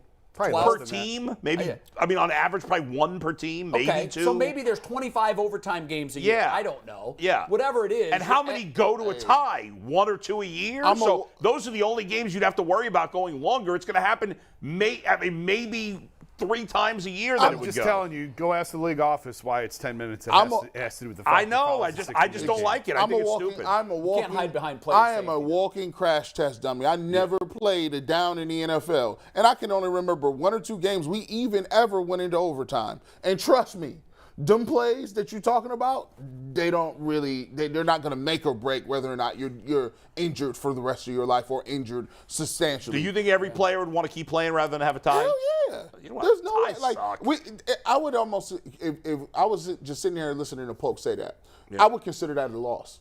If we tie, it feels like a loss. That's a loss. It feels like both teams lost. That's a loss. It does. I did all this for what? We came out here to prove a winner. Yeah. Not say, you guys both had a good job. I think I have this right in my mind. It's been a long time. Do you remember the game the Eagles played, and it was getting close to the end of the overtime, the then 15-minute overtime period? And I think Donovan McNabb thought the game was going to go to a second overtime. Oh, yeah, he didn't know. Right, yeah, right. Yeah. He didn't even know what the rule was. That's right. I remember that was a long time ago. That's how. He thought, wow, wait, it's over? It's a tie? Yeah. How about we have There's no second overtime? How about we have the linemen do a sumo wrestling match to break the tie? What do you think of that? Anything but what they do now. It just sucks ties. Field goal kicking contest. I would be, that's akin to soccer and the penalty kicks. You line it up from 50. No, I don't want field goals. You make yours. You line it, move it back 5 yards. You have to admit, though, the feeling of watching that would be better than turning the television off with it 10-10. Nothing's worse than a tie. You feel robbed and cheated. Yeah. I actually like Okay, this. so now we're going to do what? Headlines? No, we're going to do the rest of the headlines. The rest of the headlines, yep that's and right. We're going to start with Jason Lloyd, his first time on headlines, to see what he does. Well, I come from a newspaper background. Yeah, you better be good at this. And I totally forgot, even though Mike sent like 3 reminders. And at 7:15 this morning, he's like, "Gotta have a headline." I was like, "Totally forgot." Now you're under deadline. So yeah, now I'm on deadline. Headline under deadline. So I went with. So I've never. Yeah, okay. So Steel Curtain, STEAL. Browns steal a late win on a late Cade York field goal. I think it's going to be close. Are we supposed to give scores, or is that later? Yeah, we give scores. We'll combine this all. We're going to squeeze this in. I'm thinking like 23-21, something like that, really tight. And every game the Browns play may come down to a Cade York field goal at the rate we're going. Right, win or lose. All right, is G. Bush or Bull? G. Bush, you then Bull. Am I supposed to have it on top off that? Like, we don't commit these to memory. I want to see if G. No. Let's take it full. Let's take it full. Just take us a second to pull it up. I like this. I like that. You did come up with it. I hope you like it. I like this. Sound good. The Silent Assassins, Chubb and Cooper, put away the Pittsburgh Steelers with 4-quarter TDs. I like the silent assassin thing because between the two of them, they don't even know if they're in the room. Yeah, they don't even know. Matter of fact, if it weren't for the crowd, you would have never knew they scored. So you've got each of them with a fourth-quarter touchdown, and the Browns win, sounds like, going away. Yeah, they were down. They needed them two. They needed them 2 touchdowns. Oh, so we're going to pull a Jets. Yeah, they needed them 2 touchdowns. Wouldn't that be funny if we did that this week, scored 2 touchdowns in the final 2 minutes to win? With no timeouts? I'm going to go out on a limb and say that's not going to happen. It took 2,229 games for it to happen twice. I would happening tonight. I would much prefer it be like a 7-minute type thing, not 2. That's scary. Well, I'd prefer 45-0, but I also like 6 lottery numbers in advance. Mine. I thought about this, and I, to be perfectly honest with you, I almost went with a straight-up Steelers win tonight. But at the very last moment, I think Tyvis helped me get there.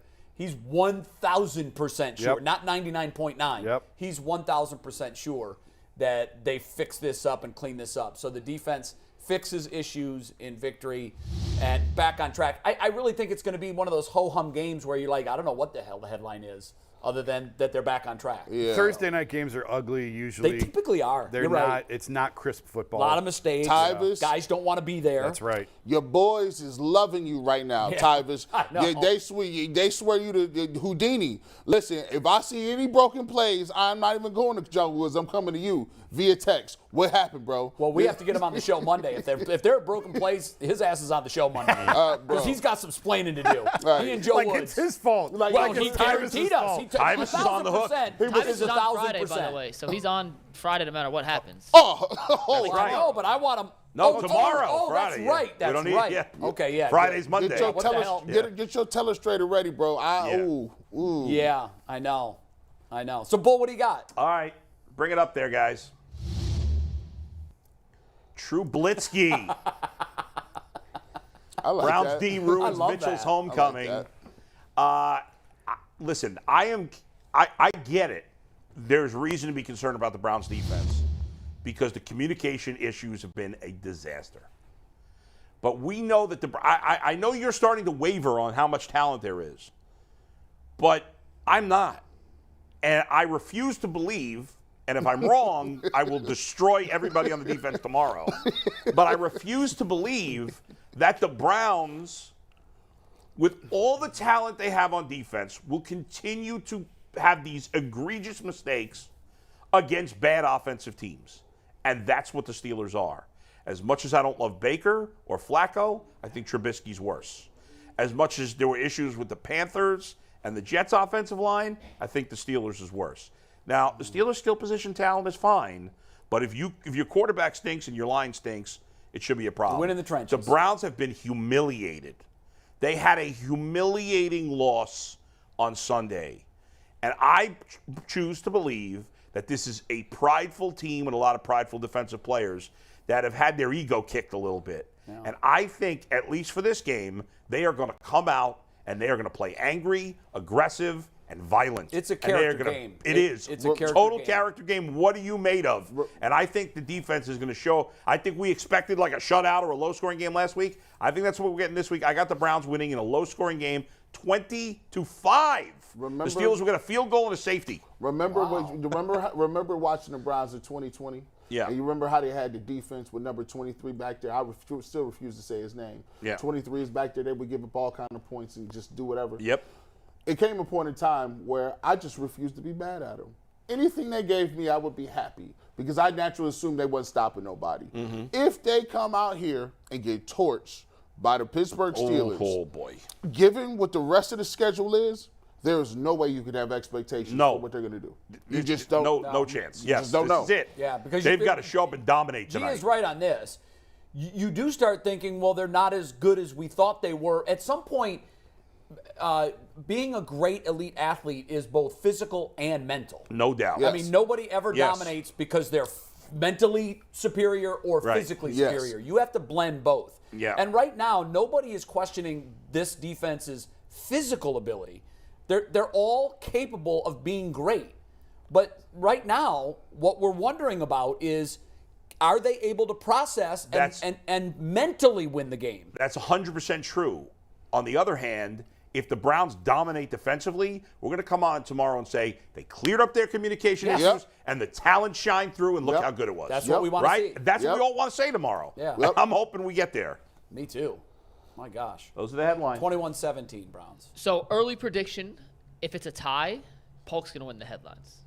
Well, I'd say so. Also, if it's 20-5, Bull wins forever. That's like crazy. every week from here on out, Bull wins. I was going to say 20-6, but 5 sounded more interesting. Of the other ones, and obviously we'll pick a real winner based on the outcome of the game. Sure. I kind of like Trubisky.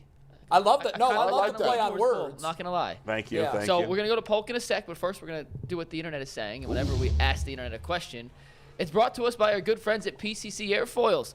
Are you looking for a job with career advancement and great benefits? PCC Airfoils is a leading manufacturer in Northeast Ohio. All locations of PCC Airfoils in Eastlake, Mentor, Wickliffe, and Minerva are hiring for all positions starting at $18 and up, plus full benefit packages, paid time off, and a signing bonus.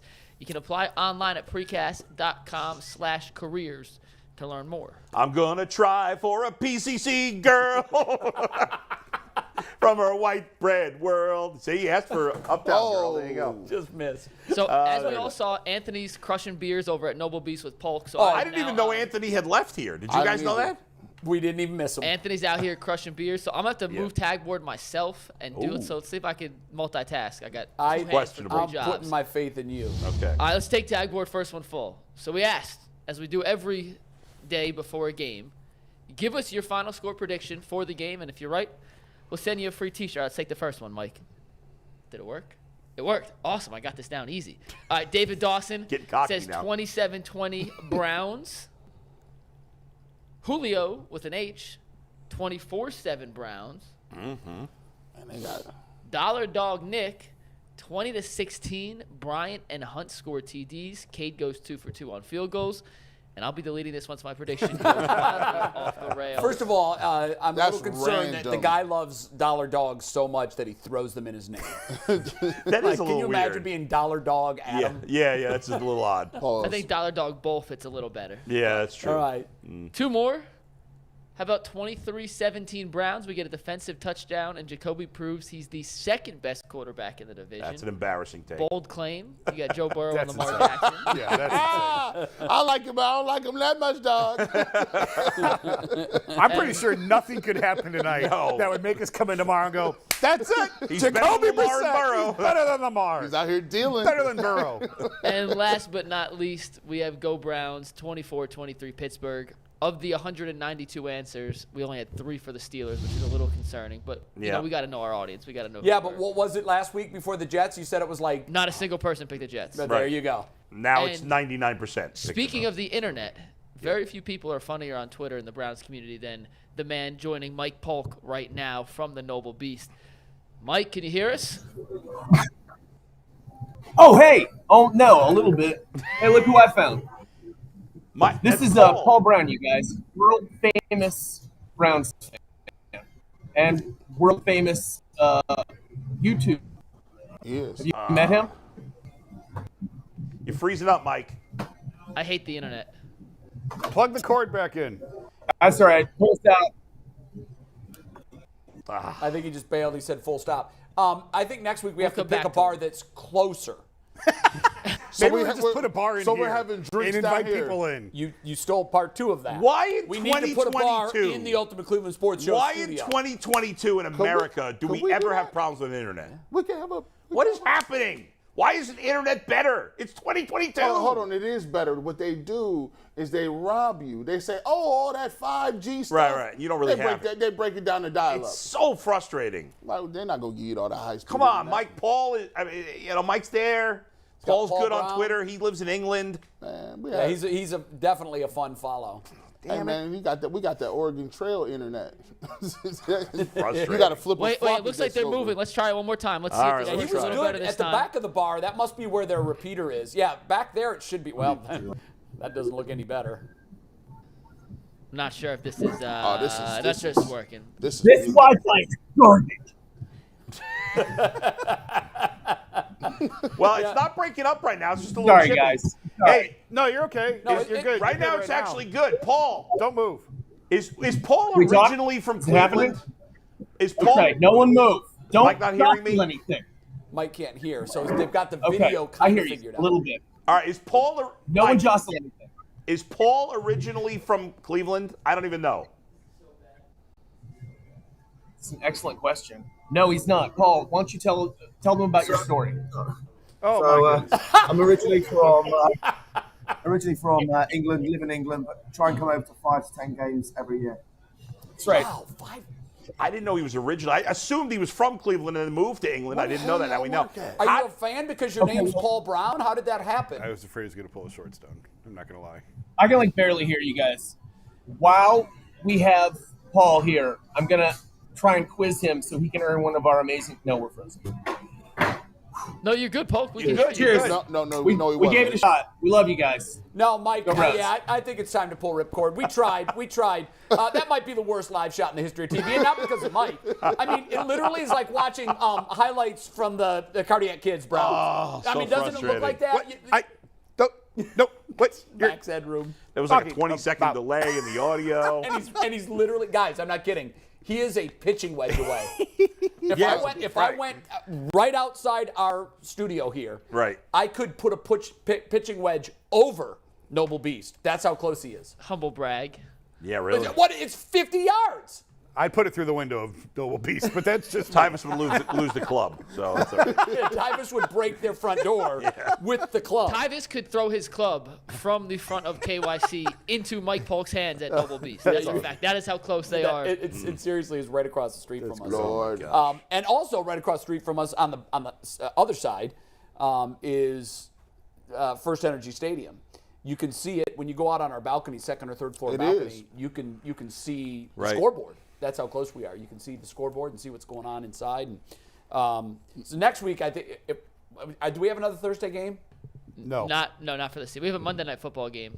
All right. On Halloween. Maybe Mike could go somewhere with a hard line, like where they can give him a hard line internet. Yeah, but then in a bar, it comes into a safety hazard, people tripping over it, or you're in the manager's office, and that defeats the purpose of being at the bar. It's a lot of logistical Well, Jay said issues. we could have a bar down here. That's what he told me. The suggestion is you just throw a bar in down here. You invite fans to come into our studio, and we have our own dance show. We should have a bar here. That's actually a really good idea. I don't know how we don't. I am thinking, though, real quick, just while I'm thinking out loud here, with the Wi-Fi issues, the more people, the worse the Wi-Fi is. So actually, that may have been the best bar to be at humanly possible. Well, there today. are only 6 people there. So the Wi-Fi should have been crisp. If we go somewhere where it's packed, we're not getting a signal whatsoever. I mean, you're right. That was Oregon Trail Wi-Fi. That was It's just ridiculous. Meager that's rations. still happening. Well, it gives us more time to talk Guardians. Yes. They certainly deserve it. So let's Yes, it does. talk a little Guardians before we get to final takes. Let's do it. Last night, 8-2. You could watch the Soul leaving the White Sox in real time. Yeah. And I think you're right. I think it did happen the night before, the quit. When they gave up 5 in the 11th, there was a shot after the game was immediately over last night. They took a shot of Abreu in the White Sox dugout. And he looked exactly like all of the Browns did after Sunday's loss. Well, he was wearing it. We're done. That's the one they had to win. They had Dylan Cease on the mound against Aaron Savali coming off the DL. And they got the benefit of that terrible call at the plate. Lance Lynn, that should be a win. They got the benefit of terrible call at the plate. They did. They got Clase to blow a rare save. Yep. And they still lost. And at the top of the 11th, I felt like they quit even when they didn't take – when the manager – what's their interim manager? I can't think of his name. Miguel Cairo. Miguel Cairo, right. He didn't pull Jake Diekman, who clearly didn't have it. How do you quit in baseball? Like, it ain't physical. I don't know that they actually did, but it felt like they did. It is.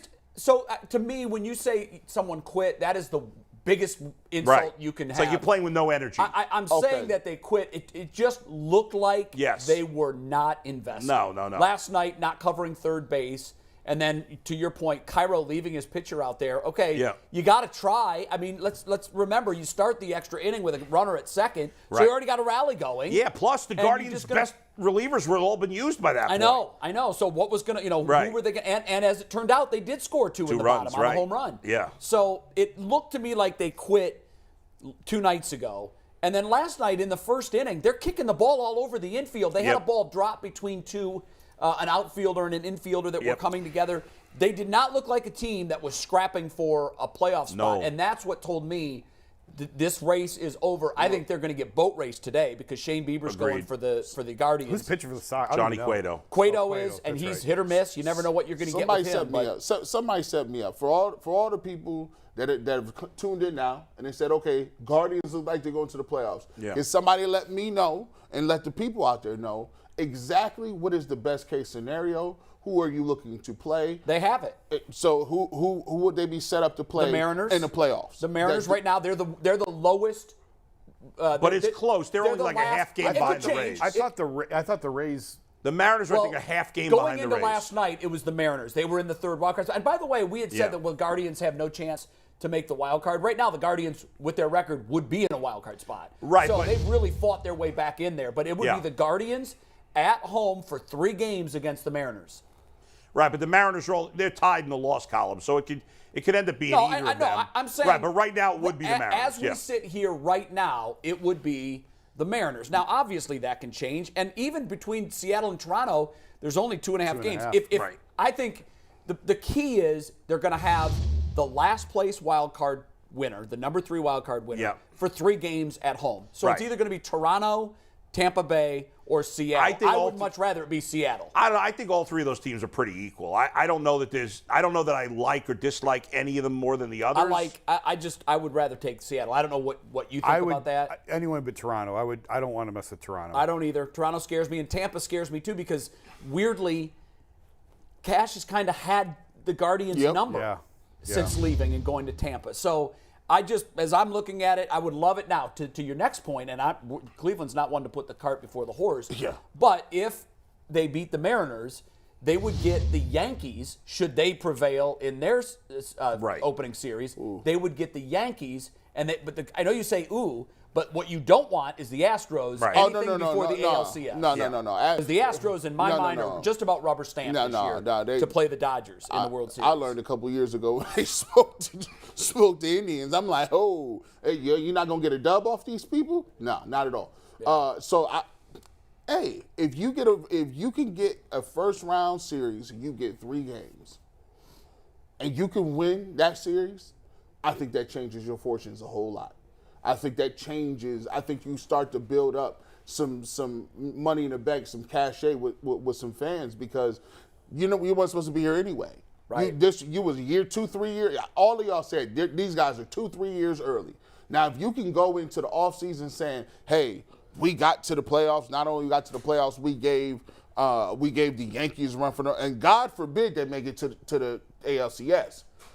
I think next year you start to see a really big bump in attendance. I also think that casual fans will say, hey, this team is somebody I might want to invest in. But I think a series win, the first series, is key. You know what they need? Honestly, they need home gates. So having this series at home helps because you can funnel all that money back into the payroll next year. So if you can get even 2 home dates, you're guaranteed 2 home dates. Yes, guaranteed. And you would think they would sell out. I mean, I would hope. They will. Yeah. They will. And again, I made this point before. Part of the reason I think the payroll went down was coming off the World Series. They extended all the way out. They had a Game 7 home gate. They had all those home gates. And then the following year, they had 1 home game against Houston, and that's it. Yeah. So if you can get the 2 home gates here, and if you can win in advance, that's a significant amount of money. You can then turn around and pour back into the payroll. You could actually, I mean, it's not an argument, it's a fact. The Guardians benefit from that first series going the full 3 games. Yeah, sure. Just because they get the extra financial gate. And then should they win, you're guaranteed at least, it would be at least 2 games. You would have 2 games. It's 7, right? That's 7. Yeah. So the ALDS is 7, and it's 2-3-2. No, 2-2-1-1-1. Is it? It's the World Series that's 2-3-2 only. Oh man. Okay. Yeah. Yeah, I don't love. Well, you're guaranteed at least 2. Yeah. Mm-hmm. So if they win the first series and it goes the distance, you have 5 playoff gates, which are sellouts. Yeah. Right. And that money, as you said, that's a big sale for next Plus year. the new owner, hopefully, and they do need to spend. They you want them to upgrade at a few spots, and if they spend some money to get maybe 1 more starting pitcher and 1 more outfielder or first baseman. Or a catcher. What's been incredible was the narrative when the season started was last in payroll, and they made no major moves. Everybody thought that once free agency finally kicked in, that the Guardians were going to be buyers. They did nothing. Trade deadline, they did nothing. And what's amazing, and I don't think it's luck. I would normally say, man, did they get lucky? But there's got to be some skill to it because it wasn't just one player. Look at the voids that they had coming into this season on their roster. I like 2 guys on their roster and a handful of pitchers. Right. All of the voids that we were screaming about, they have filled from within their organization. Jason, that doesn't happen. Teams never replenish But their they didn't roster. fill them all. I mean, they still need a catcher, although Bo Naylor's a top prospect. Look at the outfield situation. We were like, who's going to play outfield for this team? Right now, this outfield, we couldn't have imagined, even through trades, that they would have got as much production. Certainly from the much outfield. better. I think they could improve in center field, but we'll see what Will Brennan ends up being, too. How about the catch he made last night in center field? Yeah, right. I mean, I know I always say that he's an elite center fielder, and you're like, he's okay. No, I'm just he's a very good center fielder, but there are a lot of very good center fielders, and most of the others can hit. I think he's elite. I think Myles is elite. I do too. I mean, he's. Are you watching other center fielders on a regular basis? Yeah, we watch baseball. When you look at his analytics, he's up there, but he's not top 5. I think he is. Well, but he's not top 5 based on the analytics. I don't know what else. Top 5 in the American League, definitely. But he can't hit, so in the end, I'd rather get better. No, but you better bring something to the party. Yeah, I hear Austin you, Hedges, but he manages the pitching staff. I'm not saying his defense offsets what Lilly brings to plate. I'm just saying if you look at him strictly defensively, I love him. Terry said it 100 times. If it's hit to the outfield, I don't want to debate it. The analytics say he's very good. He's not the best in the league. One of the things that I think worked, they always said that Mickey Mantle never dove for a ball. Yeah. Because he didn't need to. He always got to it. Yeah. And now there are always going to be balls that are just out of your reach, but I think that he gets to a lot of balls on his feet that other center fielders are leaving their feet for. So it makes him look sort of routine and mundane. But it's fine. Nobody's debating his defense. His defense is great. But they still need to we don't want to make an excuse for the Guardians not to spend this offseason. They should spend. No. There's areas where they can improve. But right now the team is much better than we thought they'd be. Sure. Nobody really thought they'd win 90 games. And they, it seemed like they were clearly the 3rd team in the division, and clearly they are the best team in the division. And obviously they're the best managed team in the division. And if I had to rank it, I would put Toronto actually as the first team I'd want to play. I know you guys disagree because their lineup's good. I don't like their pitching. I don't think their pitching's that good. I don't think their bullpen's very good. And then I would put Seattle second. But to me, Tampa Bay is definitely the last team I'd want to play of the 3. But I think the Guardians match up well against all 3 teams. The thing that's so unique with both the Guardians and the Browns is they play 80 style of their brand, of their sport. I think it makes it really difficult for teams to tangle with that. Because they don't see it often. You don't ever see it. Right. You don't see teams in the NFL right now line up with the power run game that the Browns have, and they just come at you and come at you and come at you and come at you. And we've talked about the numbers, say you have to throw to win and all that. But still, the way that the Browns are built, it's very difficult to defend that when you don't see it any other time. It's the same with the Guardians. The way that they can just wear pitchers out and the way that they put the ball in play and the way that they attack on the bases. Guys don't steal bases anymore because it doesn't pay. Lance Lynn had 50 pitches in the second inning, too. And so did Cease the night before. The thing with the Guardians that's unusual in this day and age is there are some other teams that work pitchers, but there's not a lot of them. And usually those teams also have power. Like the Yankees have been a team that, not as much now, but in the past couple of years, they've had teams that would work pitchers a lot, but they also have a ton of power. Usually, if you're a team that works pitches, but you don't have a lot of power, you're usually not very good in this day of baseball, and that's what makes it unusual. You have to be elite at that, and they are as a team. They are so aggressive on the base pass. It's not just 1 or 2 guys. And not just stealing bases. But the stealing bases part of it, you don't make money. Teams don't pay for stolen bases. No. That's why guys don't steal. That's why organizations have deprioritized. It's wear and tear on your body. Yep. And you don't get paid for it, so that guys don't run. But you win games that way. You can. So here's something that I'm fascinated by. They need to. They don't have power. No, I know, but here's something that I'm fascinated by. You always hear this conversation in October. Well, you can live on the home run in the regular season, but they're not as reliable in the playoffs. Obviously, you're facing elite pitching. Mm-hmm. I would rather rely on the way the Indians are doing it than the way the Yankees are doing it. Because it just takes, first of all, the game plan against the Yankees, You're just not pitching to him. You're not pitching to Aaron Judge, period. Shouldn't teams been doing that for the last month? Yeah, but once you get in the playoffs, it's easier to you can do that. You're in a win or be done situation. Yeah. He will kill you if you have to pitch to him. Their lineup has improved lately. He's in the lineup. He's in the leadoff spot. I don't know if you guys watched it all last night. They scored a ton of runs. He did not hit a home run. Right. But Aaron Boone has him in the leadoff spot. He wants to maximize pitch around. Well, and he wants to maximize his at-bats. Right, sure. He knows he's chasing Roger Maris and all of that. But I do think that when you get in the playoffs, I would much rather lean on the way the Guardians do it than the way the Yankees do it. Because we've seen teams that are home run heavy get to October, and they have a couple of games where they don't hit home runs, and their season's over like that. Like the 95 innings. Sure. Yeah, you going against these pitchers that it's cold outside. If you play it up here, it is. You can't count on just hitting 3-run home runs. And you're hitting elite. A lot of these teams get fat off the mediocre to bottom of the rotation guys. When you're in a playoff situation, you're seeing front of the rotation guys almost every night. Mm-hmm. That's true, and that's why I think the Guardians match up well with all of those teams because they can. The Guardians. Do they have the best top 3 starters?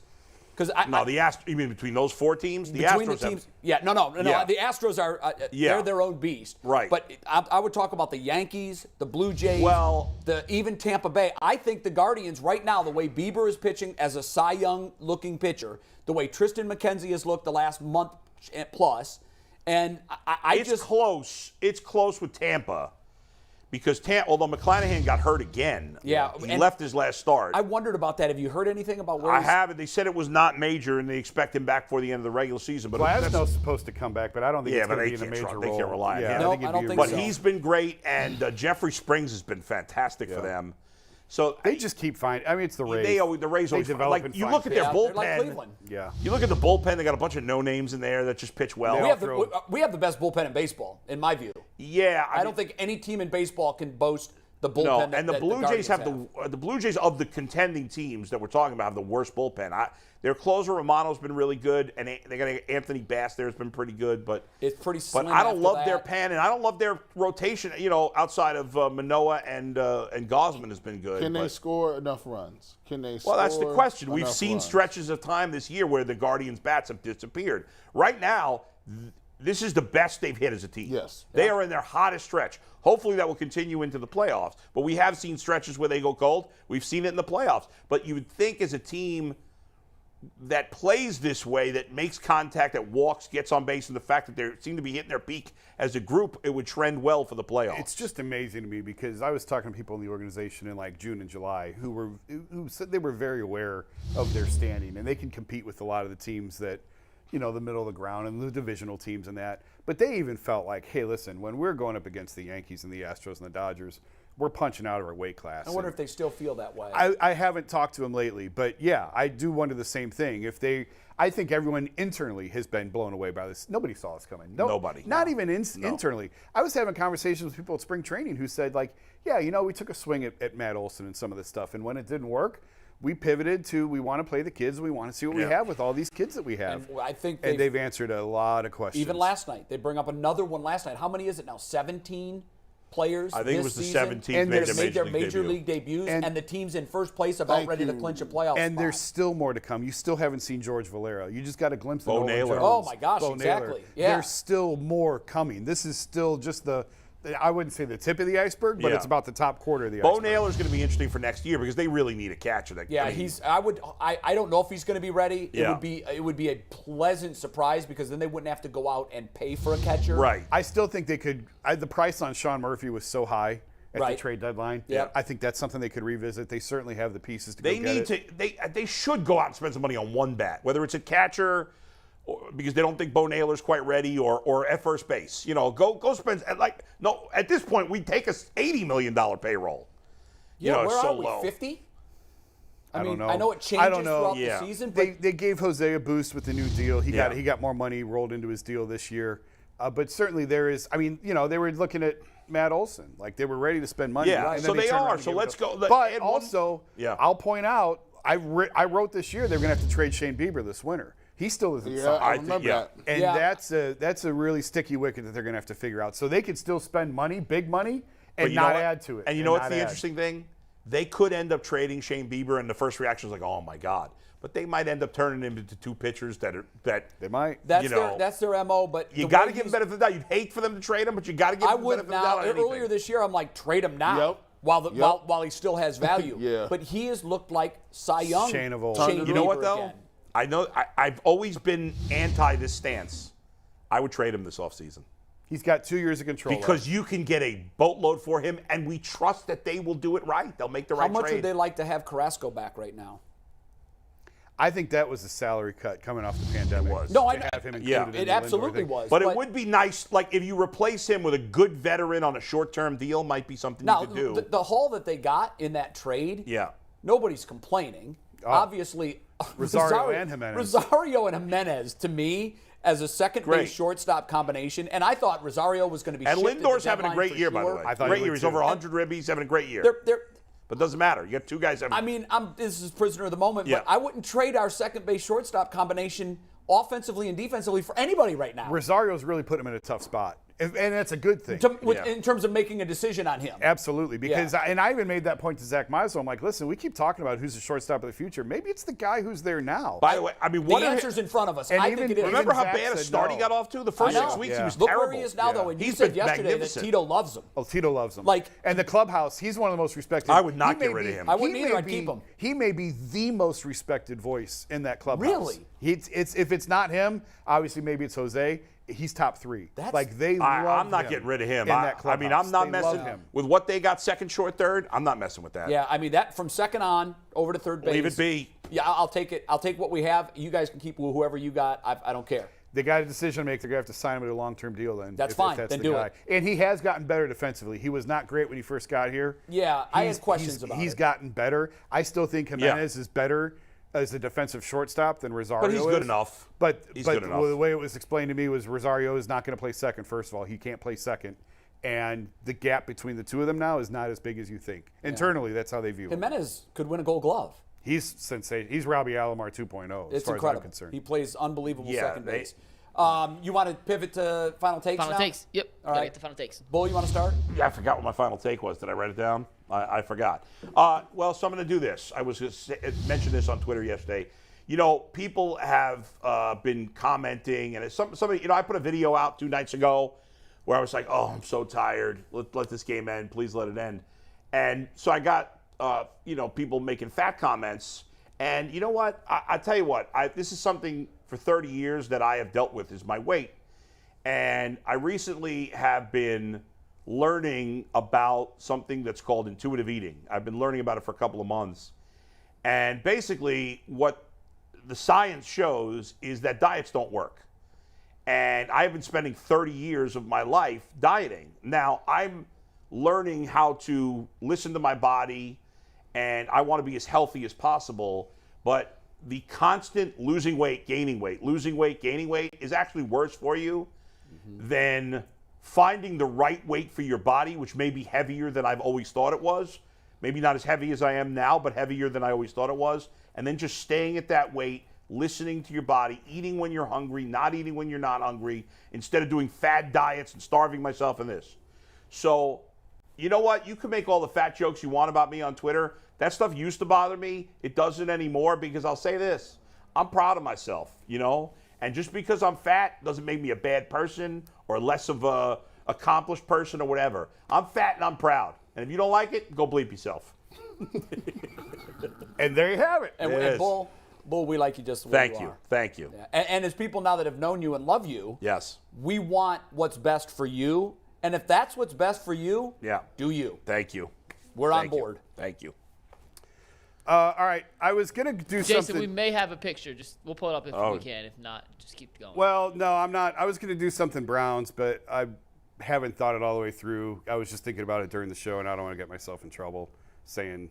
So I'm just going to stick with what I originally was going to do. Go with it. Maybe next week. Let me look into it more, and maybe next week. All right. Aaron Judge is about to break the American League home run record, and nobody may not see it because the Yankees game tomorrow night, Mikey was telling us this before the show, the Yankees game tomorrow night is on Peacock. Who has Peacock? Nobody. And I understand baseball is trying to grow the game, and they're looking at all these different avenues and the Apple TV and the YouTube games and everything else, and I'm all for growing the brand and growing the game. But you cannot have, if Aaron Judge breaks the American League record on Peacock, did he really break the record if nobody sees it? So please, Aaron Boone, for the sake of history, bench Aaron Judge Friday night. Sit him out.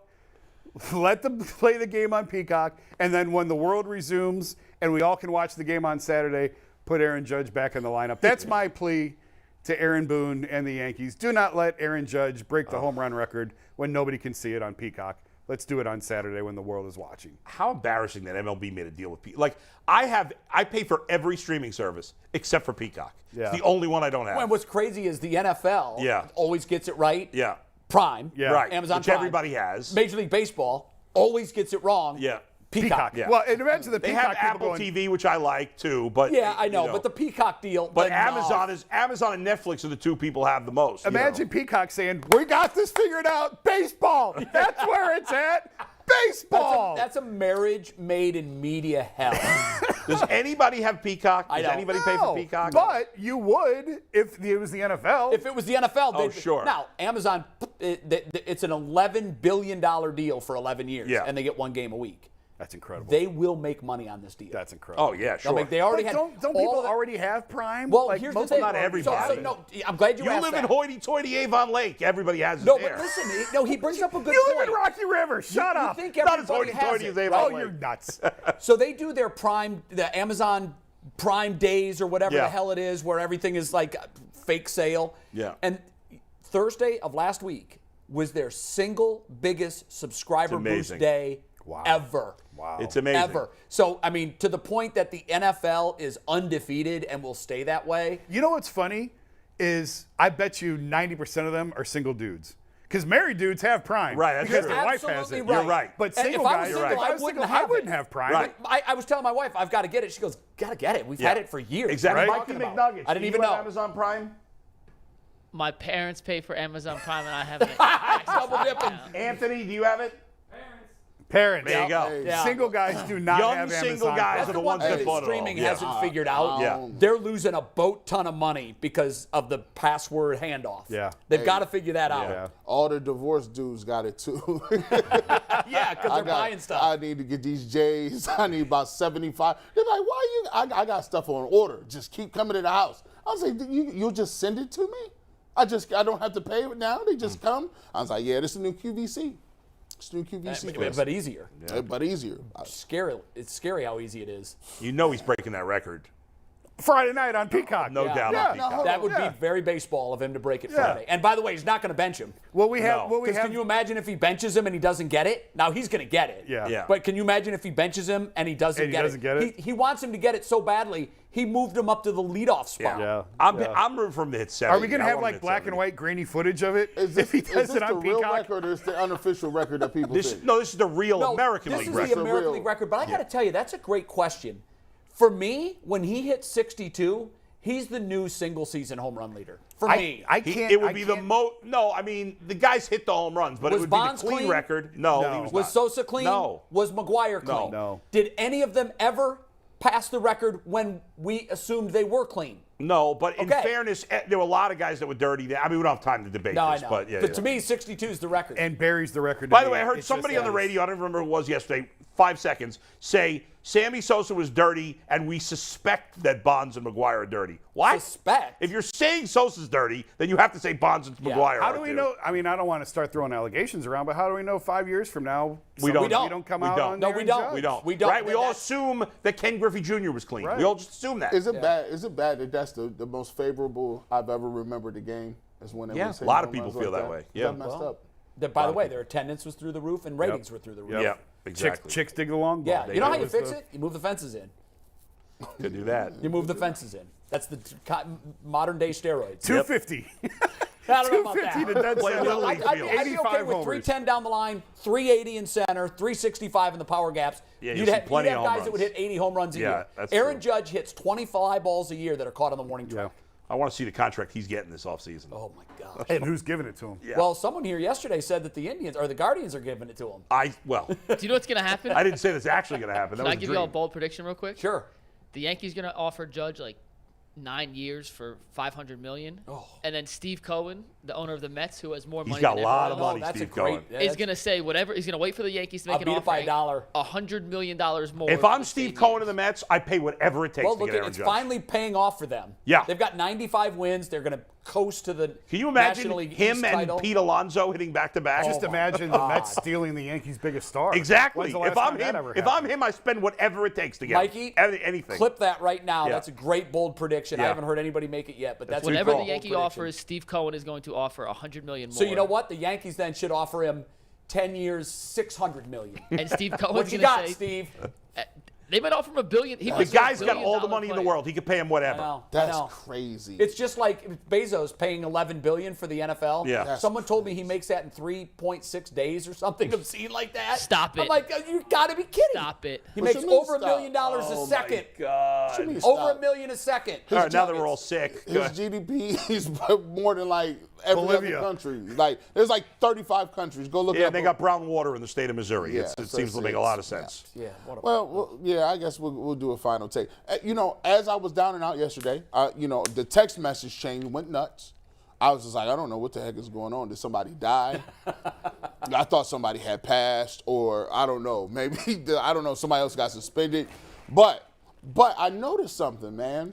I guess Cleveland Scene Magazine came out with their top sportscasters, and you know what was really cool? Adam the Bull made third, right?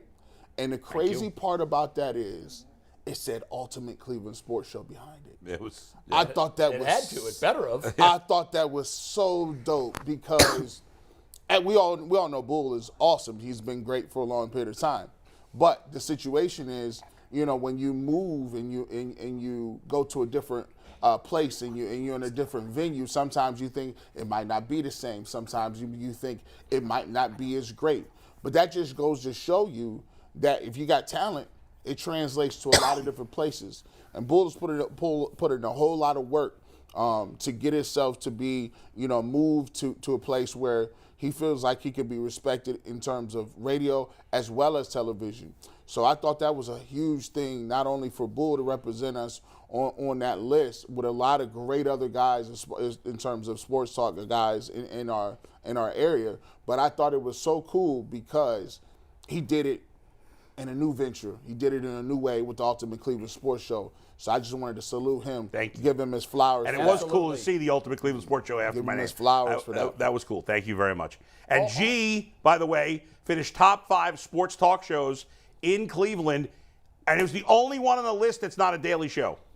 Yeah, that Barbershop. was For the barbershop. Yeah, that was, Well, I have never, congratulations. in the 10 years I've been looking at this list, I don't think there's ever been a weekend show on that list, ever. There is now. So shout out to him as well. I never thought in the wildest dream they put a weekend. Now, how is that? Do we know how that is? I don't know how they determine I it. don't know how they It's determine a people vote. It's a People fan vote. vote. Okay. Oh, okay. If it was a people You know vote. what was funny? There you go. Then What place? He finished 5th. I finished 5th. Never. I don't think there's ever been a weekend show on that list, ever, as far as I recall. No. They've been doing that for A while. a long time. Yeah. Shout out to you, WKYC #1 television. Yeah. That doesn't surprise me at all. No, listen. I'll say this. Jay, That we've been the group- greatest. That group up there. We've been the greatest. I've spent 19 years in local, 16 years at ESPN. Of my 19 years in local, I've worked at some great stations. WBNS in Columbus is one of the best stations in the country. It was when I was there. The group upstairs that I work with at WKYC is the most talented, the deepest roster I've ever seen at a local television station. It's insane. It is insane the talent that they have up there. So kudos to them. Also, something that caught my eye. I didn't see it, but someone sent me a text and said, I'm a very good friend of John Telich. And I guess he finished somewhere on the list. I don't know. Somebody said, how about John Telich? Hasn't worked in the market in over a year. Yeah. And maybe he was second to Jimmy. I don't know. but because I didn't John's see it. Great. JT. John Telich was truly underappreciated while he was here. Yeah. But he's one of the the best. I do think Jim Donovan is the best that's ever done local sports, and I'm not saying that because I work at Channel 3. I have anybody that had ever asked me, you can go back and find in interviews I did in the late 90s, people would say, who do you look up to? Jim Donovan. When I was in college at Bowling Green, I would set my parents' VCR to kick on at 6:15 and 11:15 at Channel 3 and to record for 15 minutes. And when the tape would get full, my mom would send it to me at Bowling Green, and I would sit down and watch a month-old sportscasts, one after another, Jimmy, nice. Just to study him, and because nobody does it better. And we're lucky in Cleveland. Tom Hamilton, Jim Donovan. Yeah. How do you beat that? For a baseball, football, play-by-play combo. I was listening. New York City can't beat that. Lately, I've been, not every game, but sometimes I try to sync up the TV and listen to the radio. It is fun to do that. You pause, play. It's tricky, but I got there, and I've been doing it a couple times. Yeah. Especially since Tom's been on with us. Tom makes a walk with the bases loaded sound excited. Yeah, he's he's just so damn good. By the way, quick John Telich story to show how great a guy he is. Last year, we had a major power outage around the area, and in Rocky River, on my block, we were without power for 3 days. It was awful. It was like 95 degrees every day. With the hoity-toity people over there? And the hoity-toity people. I live on the non-hoity-toity side of the river. There is no non-hoity-toity I live on the south end of Rocky River. Come on. So, anyway, John saw me tweeting about no power, blah, blah, blah, and he called. I can't remember if he called me or texted me. And, I don't know John that well. I know him from seeing him at Browns camp. We're certainly friendly. He's always been nice. But, it's not like we're close friends or anything. He invited me and my family to stay at his house. Wow. And this was a genuine offer. Yeah. I was blown away by that. Yeah, that was unbelievable. I'm not going to do a final take because McNuggets has something. I'll tell you one quick story. Yeah. When I was 24 years old, I graduated, went to Hazard, Kentucky, smallest TV market you can imagine. Yeah. And I'd worked for 2 years because it took me 2 years before I was even any good where I wanted to show people my work. I put tapes in the mail to Nev Chandler, Casey Coleman, and Jim Donovan, who at the time were the three sports directors here. Now, this was 1989. Damn. I know. And Jimmy's still doing it. And I didn't know it at the time, but Jimmy, obviously super busy at the time. He was doing play-by-play at the end with the NBC for the NFL games. I never heard from Jimmy. Casey had said, I'm busy. I think he was doing the radio games for the Browns, so he gave the tape to John Telich. Well, I got a call from Nev Chandler, and I got a call from John Telich. And they both said, I'd love to meet with you. Let me know when you can get to town. So I took a couple of days off during the week so I could come up here. I met with Nev Chandler, who gave me unbelievable advice on how to break through in this business. But John Telich was busy too. He said, let's go into an edit room and let's watch your tape. So he put my 30-minute demo tape in a machine with the legal pad, and he hit play. And he would watch something about 40 seconds in, he'd pause, and he'd write something down. He'd say, now let me ask you a question. Why did you do it that way? Not that's horrible, what are you doing? Right. Let me ask you what was in your head. Why did you decide to do it that way? We sat in the edit room for about 2 hours. When he was done, he ripped off the legal pad, 14-inch long pieces of notes, and he said, here you go. Here's just some thoughts. Didn't know me from Adam. Yeah. But he told me later as I got to know John and became friendly with him, he said, we all have that obligation. We're not here forever. We're here for a minute. It's up to us to make sure that the people that come behind us can do what we've done. People helped me on my way up. And John and I became very close friends. And anytime I would come into town, I would try to see him when I could. And it just, I tell that story a lot to people that are already in the business and successful who think they don't have time for people that need help. It's messed up when people can't help if you can. He DM'd me after watching. He recognized me for playing high school football. Then I went to OU. Obviously, he's a Bobcat. Man, I wasn't doing nothing but listening, working on the board. I never even was a host. He said, man, keep working. Like, one day you'll get there. One day you'll get a chance to host. He's very inspirational. Did that with everybody new to the market. Great guy. That's crazy. So nice. Yeah, he was awesome. John, we miss you on TV. Well, hang on, since y'all now I got you have a good I have a John one too. When my dad died, I wrote a story about it on The Athletic, and he pulled that story and included it in the newscast, like 30-second clip, sort of almost read it like an obit. Wow. Included the family picture, and my family was just absolutely blown away by it. Just blown away. Yeah. But that's JT. He's a great person. Yeah, That's who he is JT. He's a great person, and nothing surprises me about the fact that he would open his house to you, because that's who crazy. he is. Yeah. So we miss you, John. Yeah. I know you're enjoying your retirement. He does the mutters. He's Yeah. very big into fitness. Yeah. Tough mutters. Yeah, I know. Yeah. He's a badass. Yeah. No question about it. All right, go Browns. Let's go. get Get this it thing done tonight. If you're going, let them know how much you love them at the start of the game. If you don't like what you see, let them know that too. That's your right. Hopefully we don't get to that point, but 21-17 Browns win tonight, and we're going to recap it tomorrow. And the 2-minute warning show, which has been the best viewing in the history of new shows. We love it. At the first 2 episodes of the 2-minute warning, you had Baker Mayfield score a touchdown late to give the Panthers a lead, only to watch it be erased by a 58-yard field goal. And then last week, sadly, after McNuggets declared that the Browns were 2-0, you watched 13 points be scored in the final minute 55. You never know what you're going to see on the 2-minute warning show. So dial it up tonight as you're watching the Browns game. Put it on your phone, watch the game on TV, and then we'll be back tomorrow. Wait, I got. You know, let me tell my story real quick. Okay. This is real quick. You know what? You're at the gym, and some dudes you just know not to mess with. Sure. Like some dudes just way too big to mess with. Yeah. One of them was eyeing me down yesterday, and I was worried that I stole his dumbbell, I stole his bench. I'm like actually kind of worried. And he goes, "You're the dude from the show, right?" Nice. And You're getting that a lot more now. I have, and now I have a big ally. So shout out to my dude at the gym. I need some lifting tips. You know what I thought? I thought you were going a long way around for a Built But Bar. I thought he was too. I thought he said, "Oh hell no, you snuck that in." He forgot the Built Bar. I have infiltrated your heads with Built Bar. That means I'm doing my job. Built Bar, pay me more. We will see you tonight at the 2-minute warning. Yes. See ya. And Peace. tomorrow. All right, enjoy the game. That's a fire hoodie too. My son's is dressing better. Look at this. My sons. Look at this.